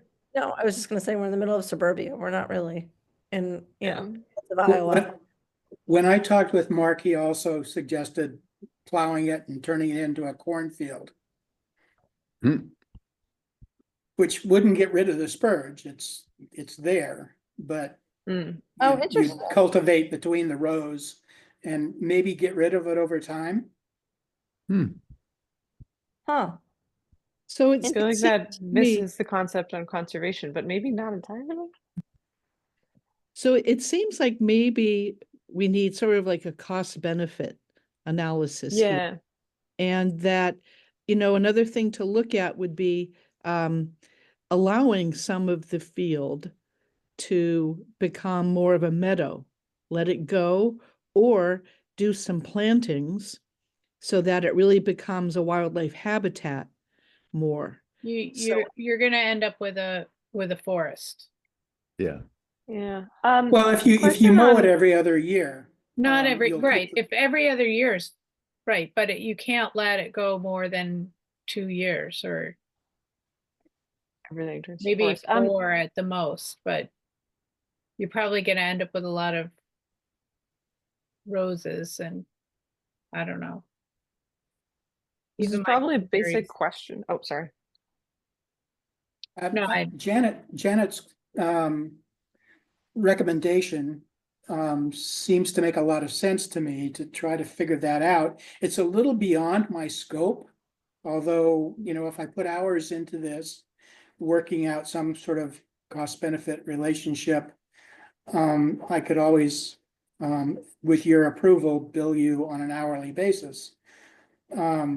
You know, I've spent a little bit of time looking into the spurge issue and I'm perfectly happy with what I've done, but I really sort of need guidance at this point from you.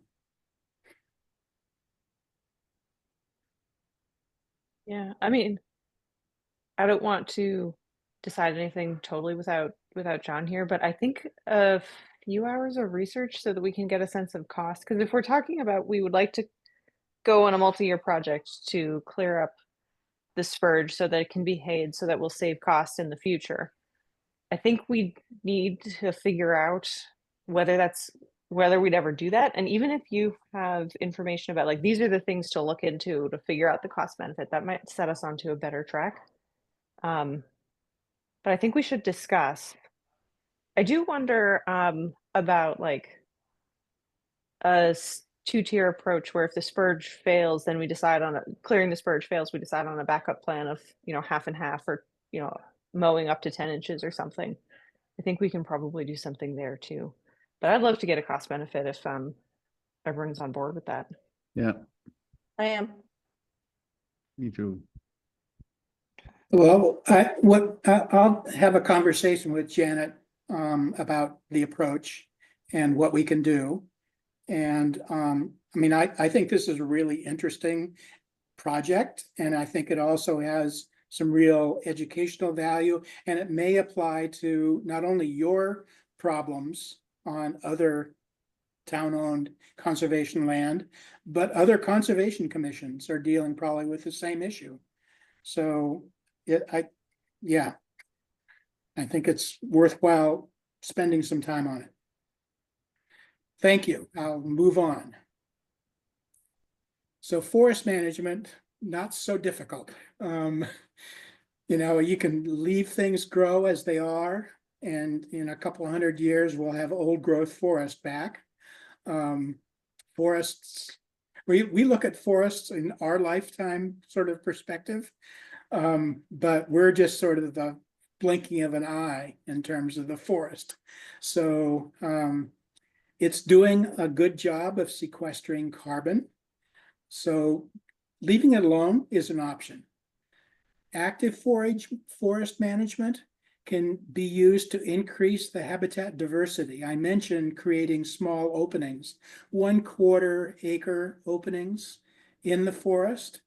One of the things that does with our forests, which all sort of began growing as agriculture and New England began to reforest, agriculture left and forests started coming back, is that we have kind of a single age forest in most areas. So these little openings can create multi-age stuff. They have to be watched a little bit because you don't want them to be invaded with invasives. So it's not just a once done and you're over. But there are two programs that DCR and Mass Audubon have been developing called Foresters for the Birds and Climate Smart Forestry. So I would recommend developing a forest management plan for not just this site, but for the Conservation Commission's holdings overall, and maybe explore some of these diversity creating options. So those will be the kinds of recommendations that I'll have in the report.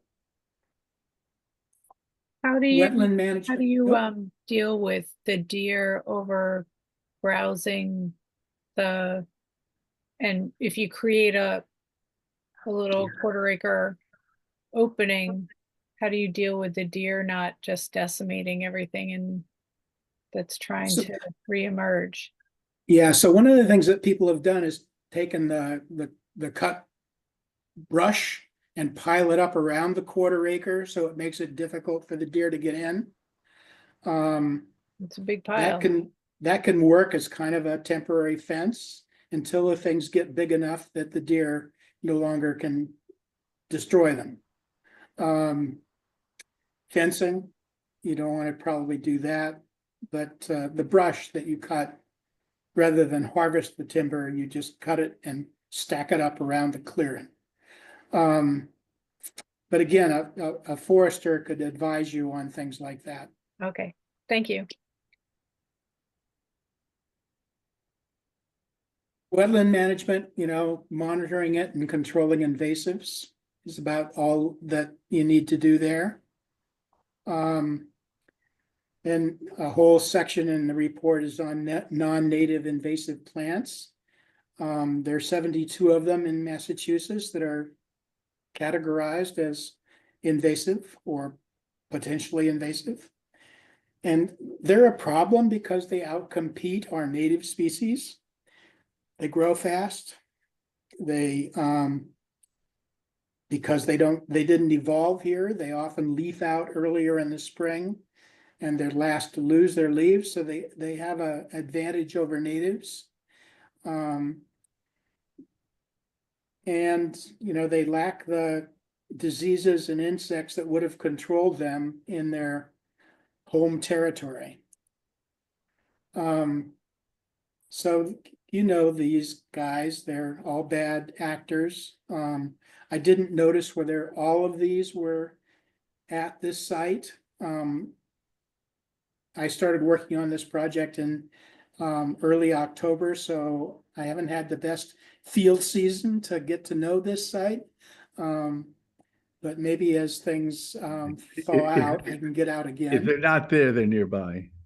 There, yeah, absolutely. So, again, there's methods to work on those with people power. Wildlife enhancement things that you can do, brush piles, snags, dead wood, nest boxes, pollinator plantings like Janet mentioned in the field might be a useful thing to try to do. This is another thing I want to discuss is the entrance and the trails. So the picture, the sort of brownish picture with the stone post is sort of right at Springdale Road where the entrance is. The picture to the upper right is what it looks like if you step around that corner and look in. It looks like you're walking into somebody's yard.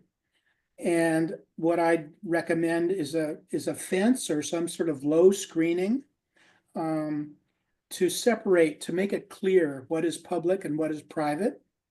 And then establishing a mowed trail and maybe letting the grass that's not on the treadway of the trail not be mowed as often. So it looks less like a residential yard.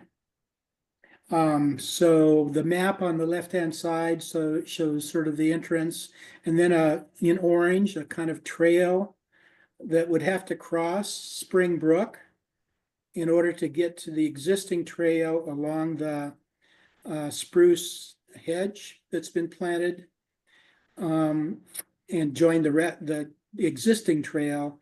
And then that trail could then connect to the rail trail and to other property off to the southwest.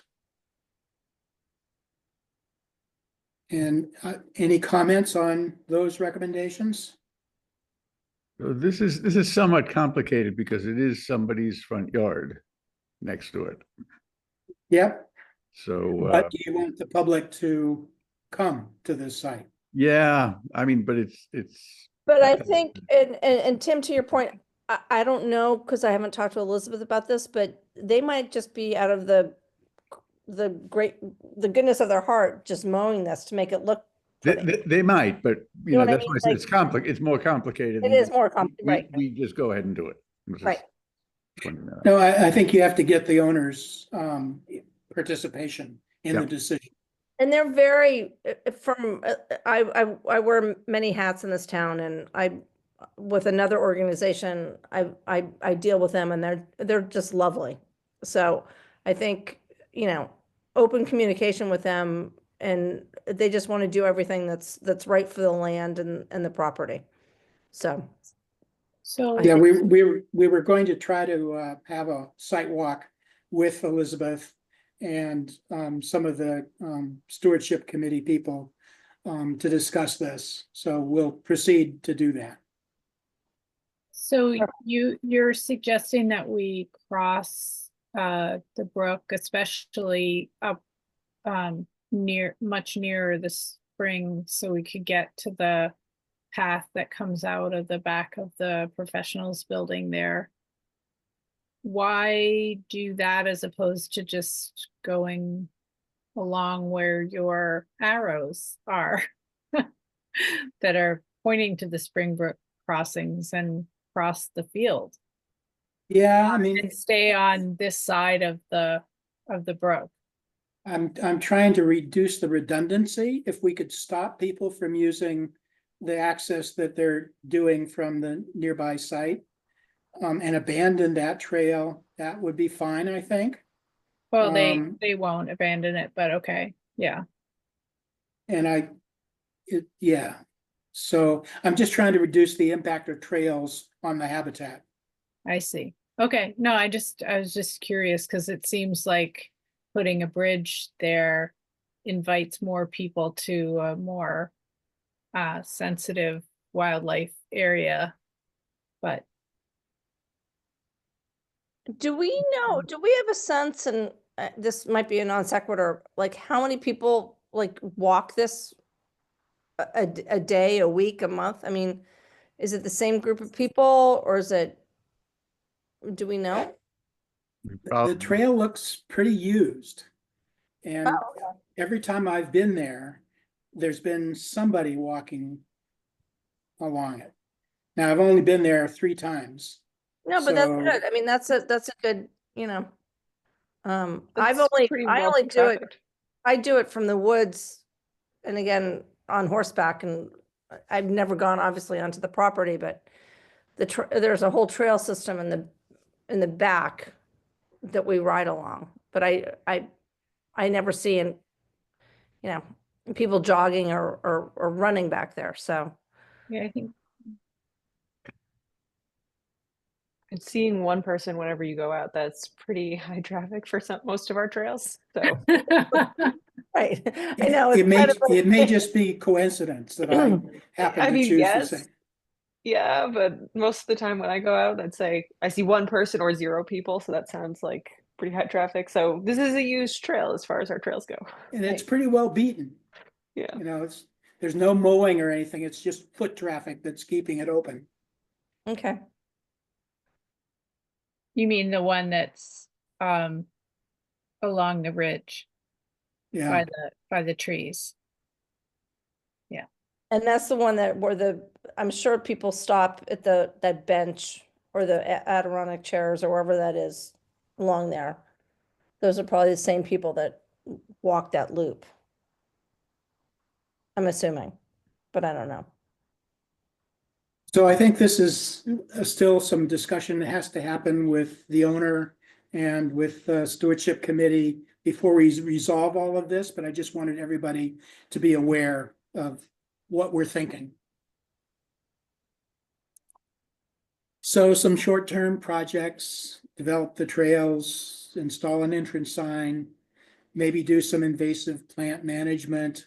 If somebody in town wants to get a herbicide applicator's license, if herbicides are going to be used, maybe somebody at DPW or something gets a license, or the other option, of course, is hiring somebody with an applicator's license.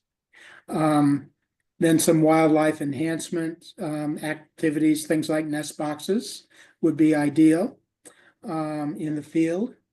And then I don't know whether there's a big problem with dog regulations in town or not, but I put a question mark there. We don't have many dog regulations. Well, we do have a leash law now. We have a leash law, but that's supposed to be on sidewalks and public. Right. We don't have sidewalks, so Right. very few anyway. Well, I'm not sure where the dog leash laws falls, I guess is my but I just assumed it was the center of town or cul-de-sacs. Probably. So What Bill, is your concern if dogs are off leash, they're ruining some of the habitat and some of the So I have 2 concerns in there from dealing with other properties and other conservation commissions. One is if we do succeed in attracting grassland birds to this site, then dogs off leash can harass the birds. right. Not just harass them, but kill them. Dogs also frequently like to jump into vernal pools. So conservation land objectives and dogs don't always go together. But I don't know how much of a problem it is in Dover or how much of a problem it is that you want to address. I Uh, think if we were to come down strongly that dogs must be leashed all the time, it would not work. No, Maybe signage is a good idea, you know, conservation land, bird habitat, please consider leashing your dog or something that might be good. People don't know that dogs are bad for birds. They just don't necessarily think of it because they're out seeing nature with their dog. But I don't want to be going, yes, this you must have your dog on a leash and we're going to stand out there and check because it's never going to happen.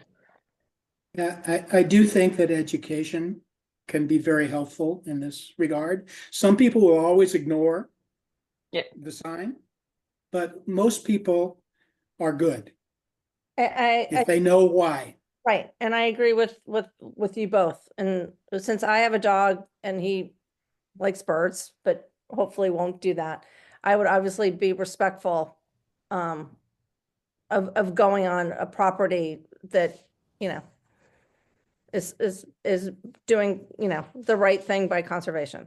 So to your point, Bill, I think most people are right, but there is that 2% of people that don't want to abide by rules, or Right, my but dog would never do that. well, we're not gonna stop them. So No, right. let's not ruin things for everybody else just to try and contain the 5 people that won't be contained no matter what we do. right. But a little signage might be a good idea. Yeah, no, I think Anna's idea of just alerting people that that there are nesting birds and we, And it is just the nesting season from about the 15th of May to the end of August. That's really the rest of the time, dogs, except jumping into the vernal pool, are not a problem. yeah, the good news about that pool is it's not that visible, accessible, whatever. It doesn't really seem like the place that dogs are going to be attracted. I suppose there's always a dog, but And we are going to recommend expanding the shrubbery by not mowing as close to the vernal pool as it's been mowed, to give it a little more room. So we'll be recommending that as well. Interesting. Okay. Then there's longer term projects, treating invasives. There's a strategy for doing that. Wildlife enhancement, again, dependent upon volunteer and staff resources. And there's constant sort of maintenance and repair of stuff. Here's a stewardship activities chart about kinds of when things are different. Different activities occur, winter, spring, summer, and fall. Some things can go year round. Some things are best done in one season or the other. So that's part of the recommendation. And then I think that's it. So thank you. Thank you. Any other discussion or questions? Thank So Sounds good. I Go ahead, have Janet. a recommendation just to keep this moving along in terms of the cost benefit analysis for the grassland management. I don't know, Bill, what you think something like that would run, but I'd recommend, if the commission's comfortable tonight, approving an add-on to his scope of work, not to exceed a certain amount, just so that gives him a little flexibility. So Bill, I'm going to put you on the spot. And what you think would be, what would be the amount that you think would be appropriate or reasonable? I think we could get somewhere in terms of getting some numbers, talking with the police department about fire, and talking to an herbicide applicator about treating spurge. For something in the neighborhood of maybe $600. Just guessing, but I'll let you know if it works out. So maybe a vote to authorize an additional, go up to 1,000, just to Yes. give. That's what I was gonna say, because I was gonna say. And not 50. to exceed $1,000. Right, not to exceed 1,000. I agree. I assume we have Works the for me. budget. Yes, we have the Oh, yeah. budget. Okay, I wouldn't know. I love the picture of the Spring Brook, but maybe we should see each other if we're gonna vote. Oh, Oh, I can stop sharing. I think I can figure out how to do that. So I'd like to make a motion that we give Bill up to $1,000 for, it's not research, what's the right, $1,000, to do a cost benefit analysis. yes, thank you. You not- should have done the motion, Tim, you're better. No, I- To do a cost benefit analysis for Spring Meadow. Meadow property. there's a second. Second, All in favor, Anna, Aye. Amy, aye. Sarah, Aye. Tim, aye. Very good. Thank you so much, Bill. This was really very, very Yeah. interesting, entertaining, and gives us a lot to think about. Well, I love doing it. It's the kind of work I love doing. So thank Yeah. you. Good. Well, it's a good thing because you're good at it. Yeah. Thank you, Bill. Okay, thank you. Bye-bye. Bye. Okay, we have minutes for 11/8/23. Oh my God. Could I just make a suggestion? Sure. We have a couple folks on here that have been waiting for quite a Oh, while. sure. Maybe we could find out. I did see Bob Keane on earlier, and that will be an important discussion, but I'm not sure if he's still on. I don't see him. Hmm. Um, Is this on the updates from previous meetings or is this, Yes, yeah, for 36 Wilsondale. He's the property. Okay, maybe he'll. there's an iPhone. I don't know who that is. And Go ahead, Janet. Deb Keller, from Merrill Engineering, I believe is here to discuss something that's under my agent's report. This is a project at 283 Dedham Street. So maybe we could jump to that. Would that be? Sure. Okay. So 283 Dedham Street is a large single-family home parcel. They have a project coming up. They have a demo permit. All work is outside they did have the wetlands delineated. All work is outside the buffer zone. But they are now going for permitting for an expansion and quite a bit of work on the property. The actual structural work, again, is outside the buffer. I did get a site plan submitted by Merrill Engineering. However, there is a very long 960-foot driveway into the property that is virtually on top of wetlands and virtually on top of them.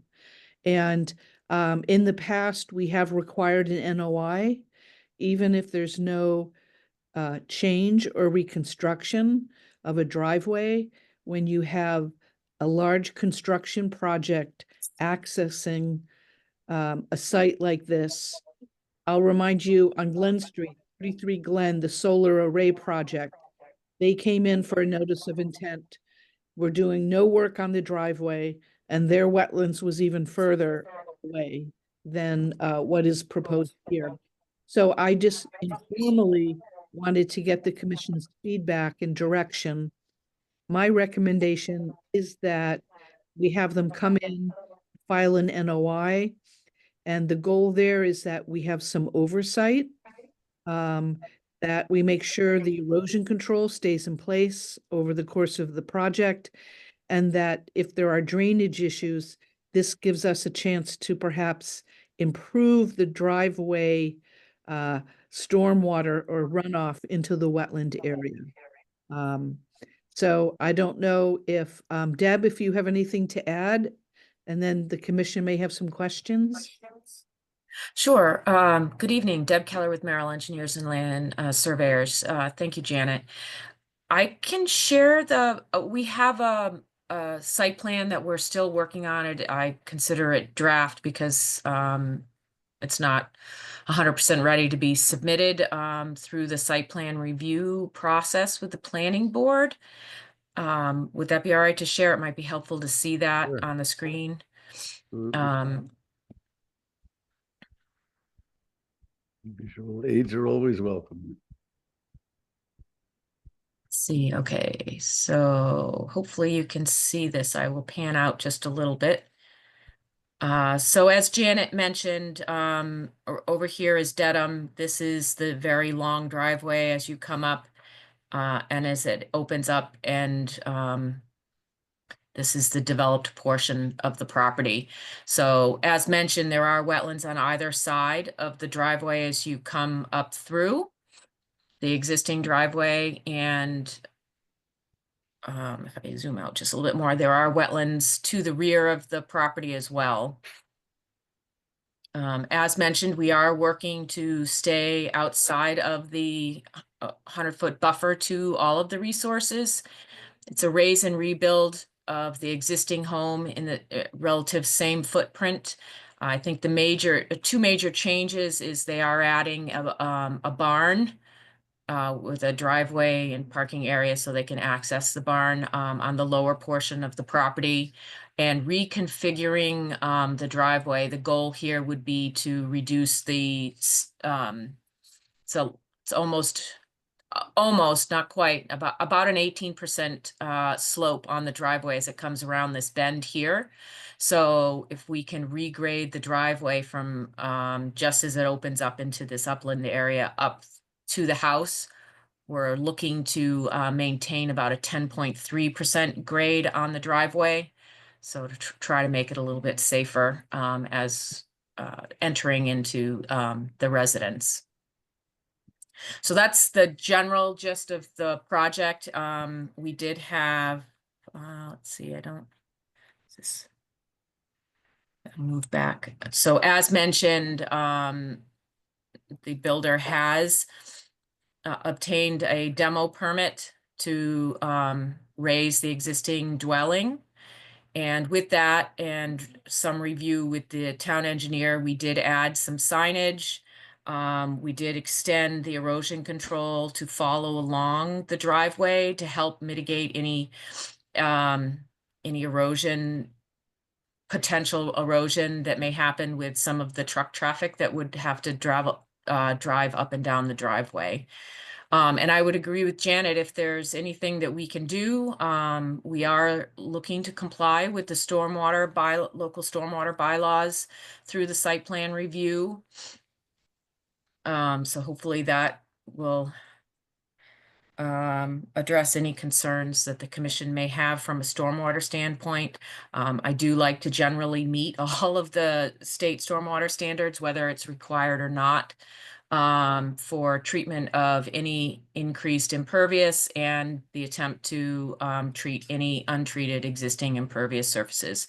Through that, knowing, I'm sure you guys are all aware that the property does have quite a bit of exposed ledge.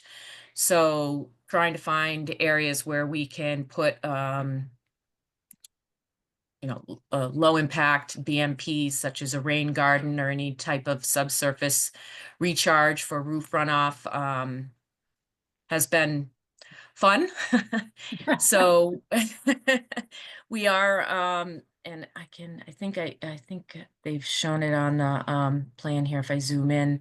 So we are looking to do an open infiltration basin or rain garden in this location, which would capture a large portion of the relocated driveway, as well as the front portion, and hopefully maybe if we can get all the gutters over there, the whole barn This small area is the septic system for the barn. What we're looking at doing over here is either another smaller rain garden or bioswale to capture any runoff from the parking area prior to discharge to the wetland areas.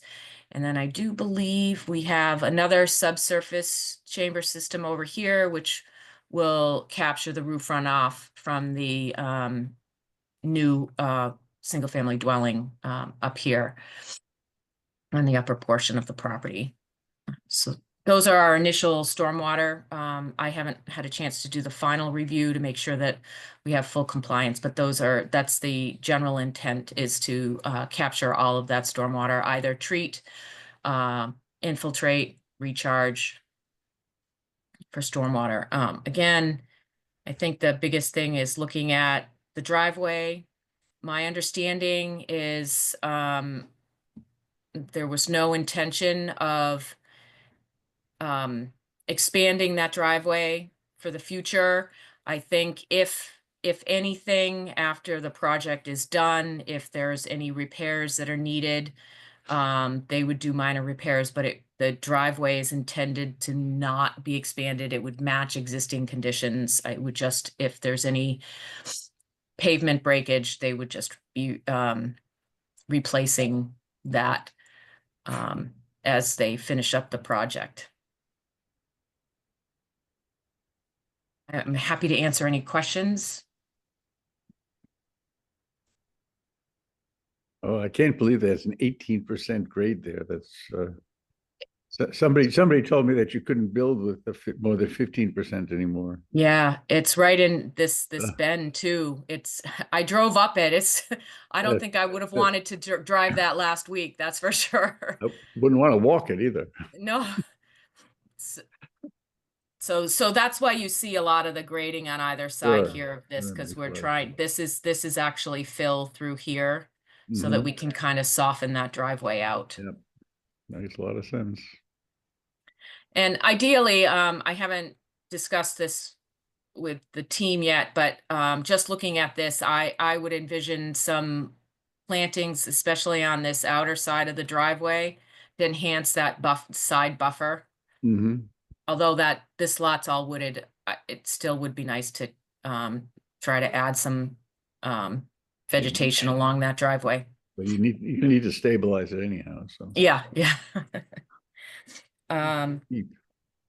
So I guess my question would be, I don't know if I've ever filed a notice of intent when all of the proposed work is outside the 100-foot.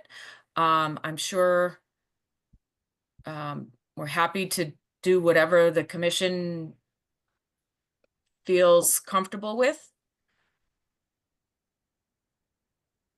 So But- again, I am recommending, and it would be consistent with our past treatment of similar situations. I am recommending an NOI, again, just so there is oversight of the erosion control, making sure that if there are any drainage issues, those can be addressed as part of the project. And then also being able to install some signage as well. Would further protect the site and the resources. And we couldn't do that with an RDA, Janet? Make it simpler for them? Well, in terms of real oversight, there's no COC, or you still have to sort of, there's the legal ad, the notification to butters, all of that. Okay. So all the abutters get notified during the site plan review as well. And I would mention that we are filing, we trigger a EPA general construction permit, which requires a stormwater pollution prevention plan be submitted to EPA and approved, as well as, and can be provided to the town, both planning board and conservation. Has to be held on site, inspection reports, either depending on how it's set up, either weekly or bi-weekly for all of the erosion controls on site. So all of those measures will be applied to this project. Mhm. Good. Well, So again, my recommendation is that we do have an sure. NO. Yes, And I don't think you need to vote, but if, as long as that's the sense of the commission. yep, And Janet, or maybe I can, I will give you a call and just ask you on specifically I may have questions on filing fees, et cetera, for how to apply for that NOI, but I'm sure I can give you a call later on and sort that out. If that's the will of the commission. yes. That would be great. Move it along. It's a big project.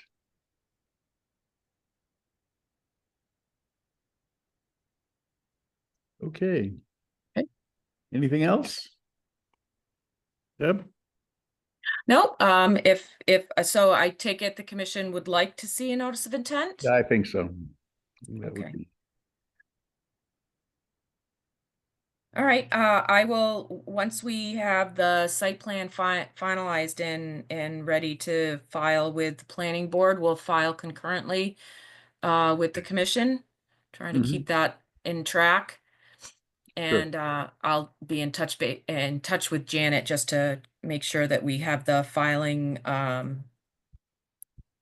checklist and everything set up correctly for it. I think you can check with either Janet or Lori. Oh, okay, sure.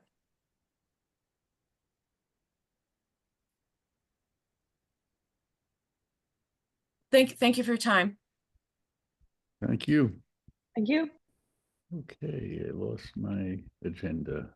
So the next thing is minutes, but I think there's Yeah, is still there- updates from previous meetings that Janice. well, Janet. also, Jacqueline, Aaron, did you have something you wanted to talk about? No? Okay. So next on the agenda is the November 8th, 2023 minutes. They're the ones we were discussing last time, right? No, these are new. These are new. New. And I sent my comments out on the 22nd. Right, let's see if I can find those.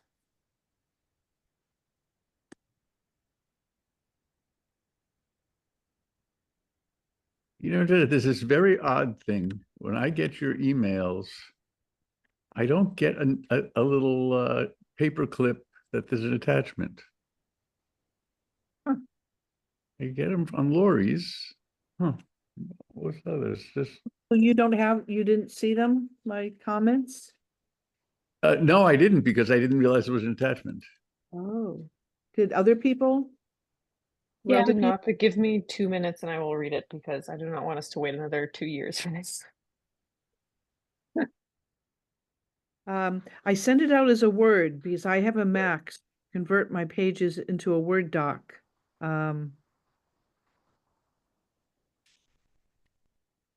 That's interesting. I just noticed it. I was Janet, looking when did you, I'm sorry, when did you send it again? On the 22nd. 22nd? Okay. Yeah. Yeah, I got it. I just haven't, I looked at it when I first got it. Said, oh, I'll do that later. Yeah. Oh, if people haven't reviewed them and they're long, oh, believe me. Yeah, it's 9 pages. And maybe we should defer to the next meeting so everyone has a chance. And Yeah, that makes more sense. I can resend them to you, or did you get a copy from Lori already? No, I got your copy, your revised copy. I will resend it to you as a PDF, but also put it in the body of the email. That would be great. Oh, okay. Either way, I mean, I do see them. I just seems odd to me that, you know, for some reason that little thing doesn't show up in Outlook. I was just bad at email lately. I see some need to confirms in the minutes. Do we need to research that before next meeting anyway?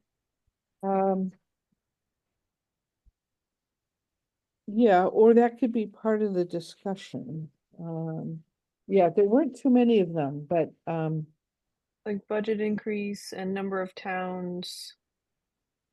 yeah. The chair surveyed 40 towns with well-funded budgets. I think we need to check with John anyway. Yeah.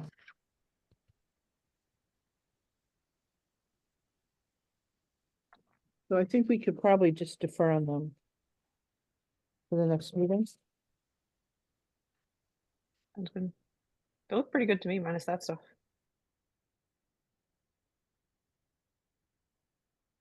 Well, it's up to everyone. I think I would prefer to defer. Okay, why don't we Yeah. do that?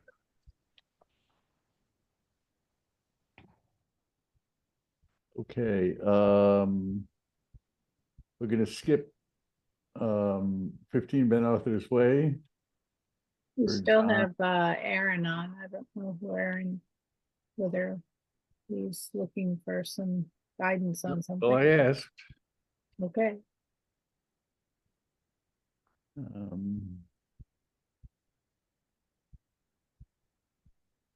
Updates from previous meeting, 14 Rule Drive. So it looks like the enforcement order went out on the 20th, and the deadline for that NOI. You remember that's the Pat Corrigan property that took down all the trees. Yep. So that deadline is March 19th, so we have a little bit of time there. Okay. Um, 90 Claybrook. The Claybrook, the enforcement order went out, and they have until April 2nd for their wetland delineation and tree removal survey. Okay. And 36 Wilsondale. And then 36 Wilsondale, which you'll recall, we got calls from abutters who saw 8 large trucks of gravel coming in to the property, Yeah. but not leaving the property. And that's Bobby Keene's property, and he was on the call. He was on the meeting, but he's gone now. So my suggestion, we did, this is going back almost 2 months now that we've asked for basic information as Mhm. where the gravel went. Is it going to be there temporary or permanent? And Right. so an approximate location of wetlands. There are wetlands surrounding this entire parcel. So we have not gotten a full reply.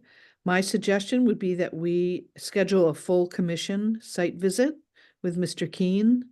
So if the snow melts, maybe we're looking at 10 days or so. But that we try to set a date tonight, and then Lori could perhaps reach out to Bob Keene and try to schedule that site meeting.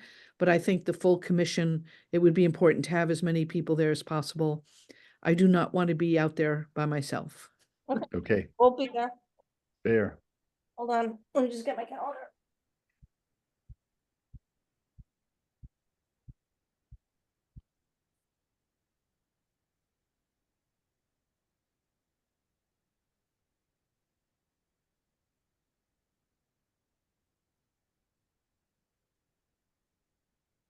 I know it's funny, but I'm still a Filofax calendar girl. So, You have a Rolodex too? no, I don't have a Rolodex, but I like paper. It just, and people are coming back to it. So I feel I like, think my work to-do list on paper. yeah. All right. So Janet, you tell us. How about the week of the 10th, after daylight savings time? We'll have a little more time in the afternoon. Sure. Maybe on the 10th. What time? Sure. I'm flexible. What works for people? We could do it in the afternoon, about 3. I could do 4 or 4:30, but not 3. Okay. I'm busy then. I'm busy most afternoons that week, but there's that. But if everyone else can go, I can see what I can do.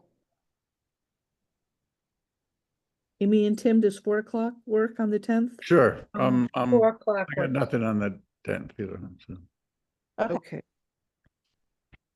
Okay. So Lori, could you reach out to Bob Keane?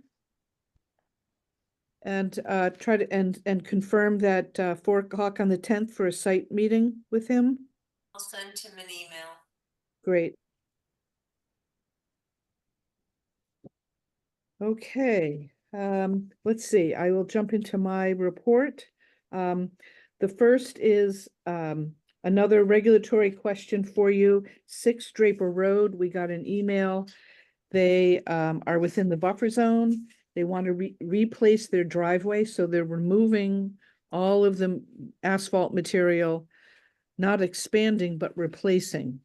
And my sense is, again, that an NOI would be appropriate there with the amount of disturbance, even though it's maybe temporary, but they are on quite a bit of slope. So my suggestion would be to have them file an NOI. Mm-hmm. Commission's comfortable with that? Yes. Okay. Let's see. 29 Saddle Ridge Road was briefly discussed at the last meeting.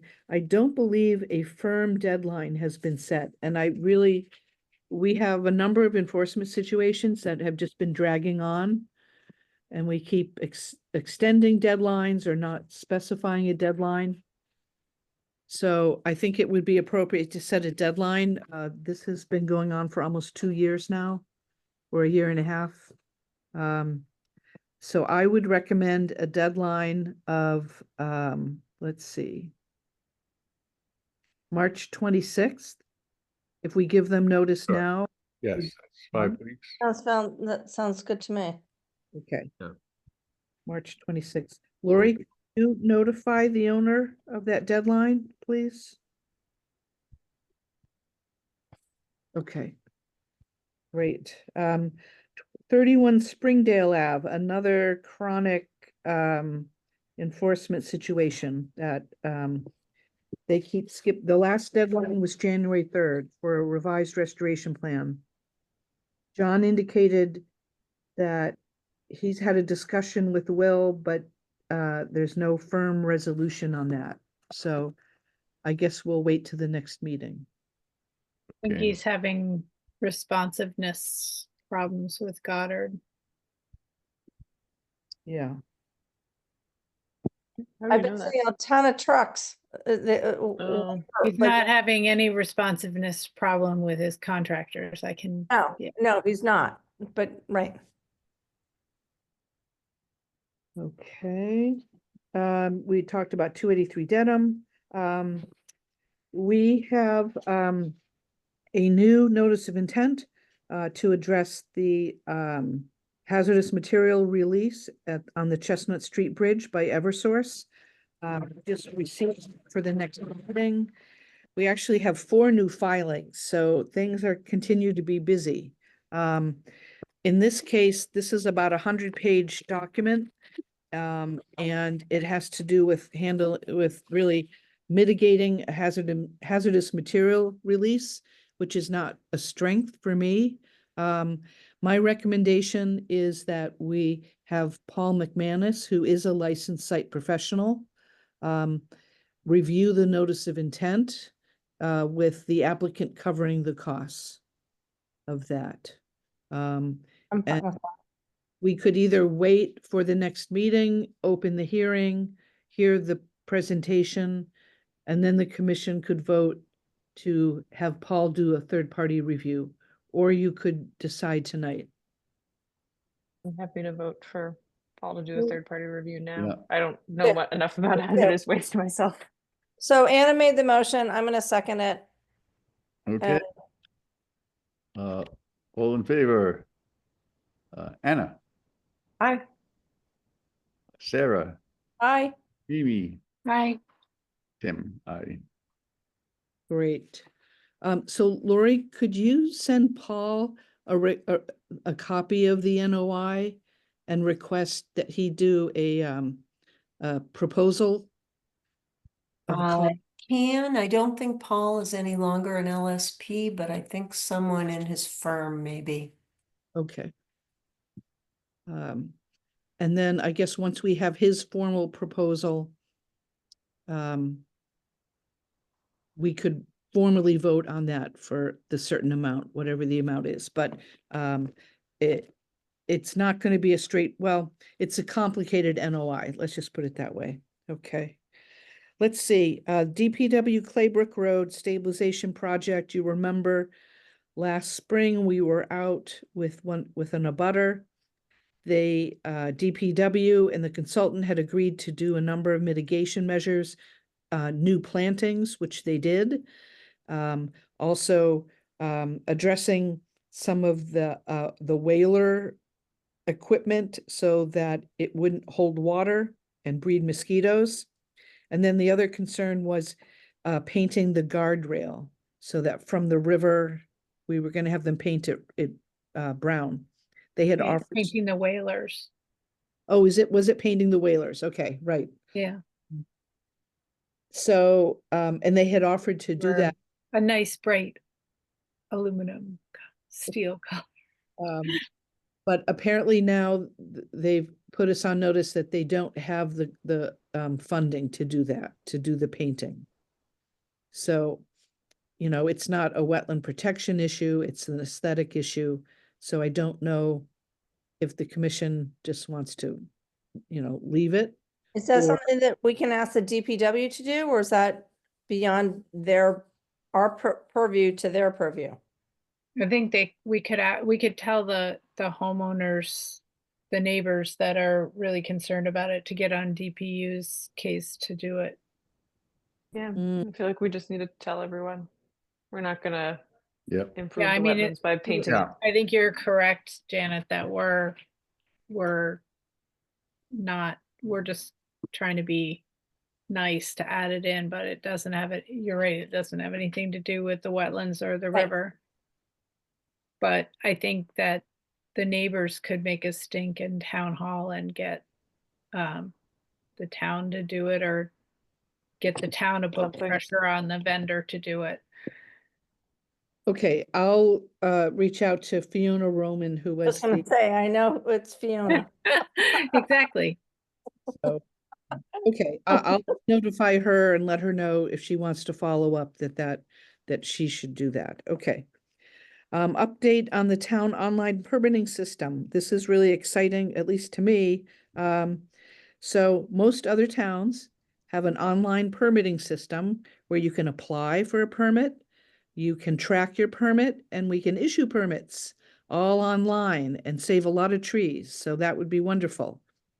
Some things still need to be done by paper, but this should be a lot more efficient, and it's going to make intercoordination with all the departments just, you know, so simple and streamlined. So the town has applied for a grant. If we don't get that by the end of March, we should hear.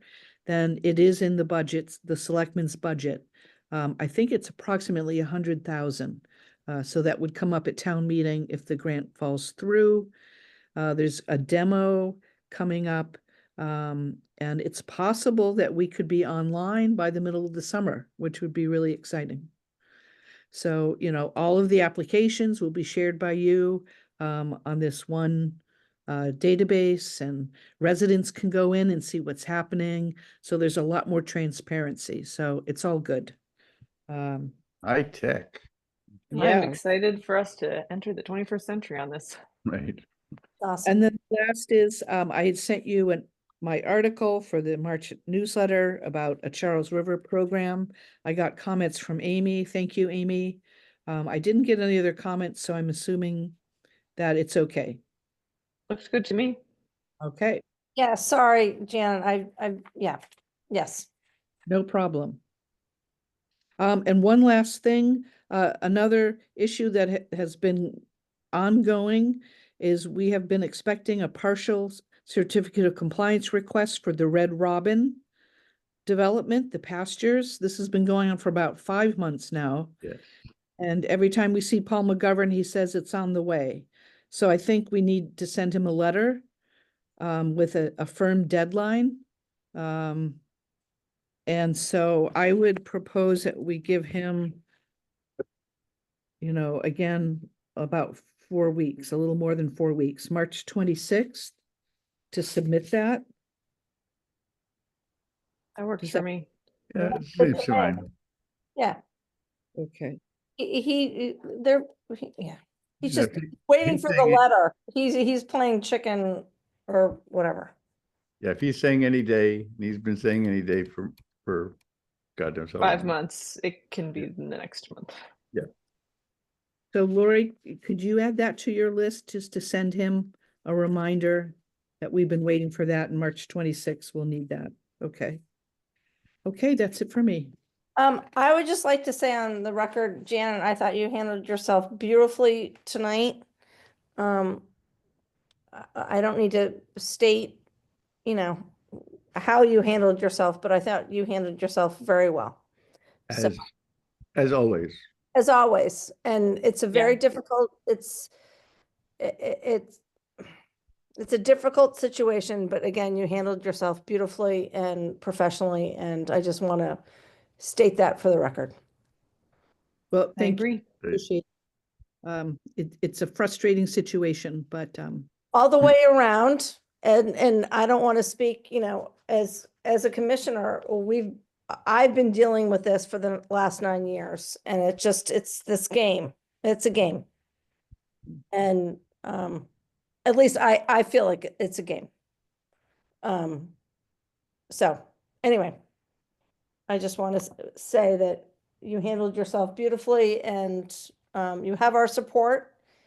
And as well as Tim, you know, Tim kind of challenged you at one point, and you handled yourself well when he did. You know, we're all humans, but at the same time, this is, you know, we're all volunteers and we're all just trying to do the right thing. So Mhm. thank you. you're welcome. Okay, is there anything else? In that case, hearing no objection, the meeting is adjourned. Thank you all. Thank you. Thank you, Tim. Welcome. Okay. Bye. Bye.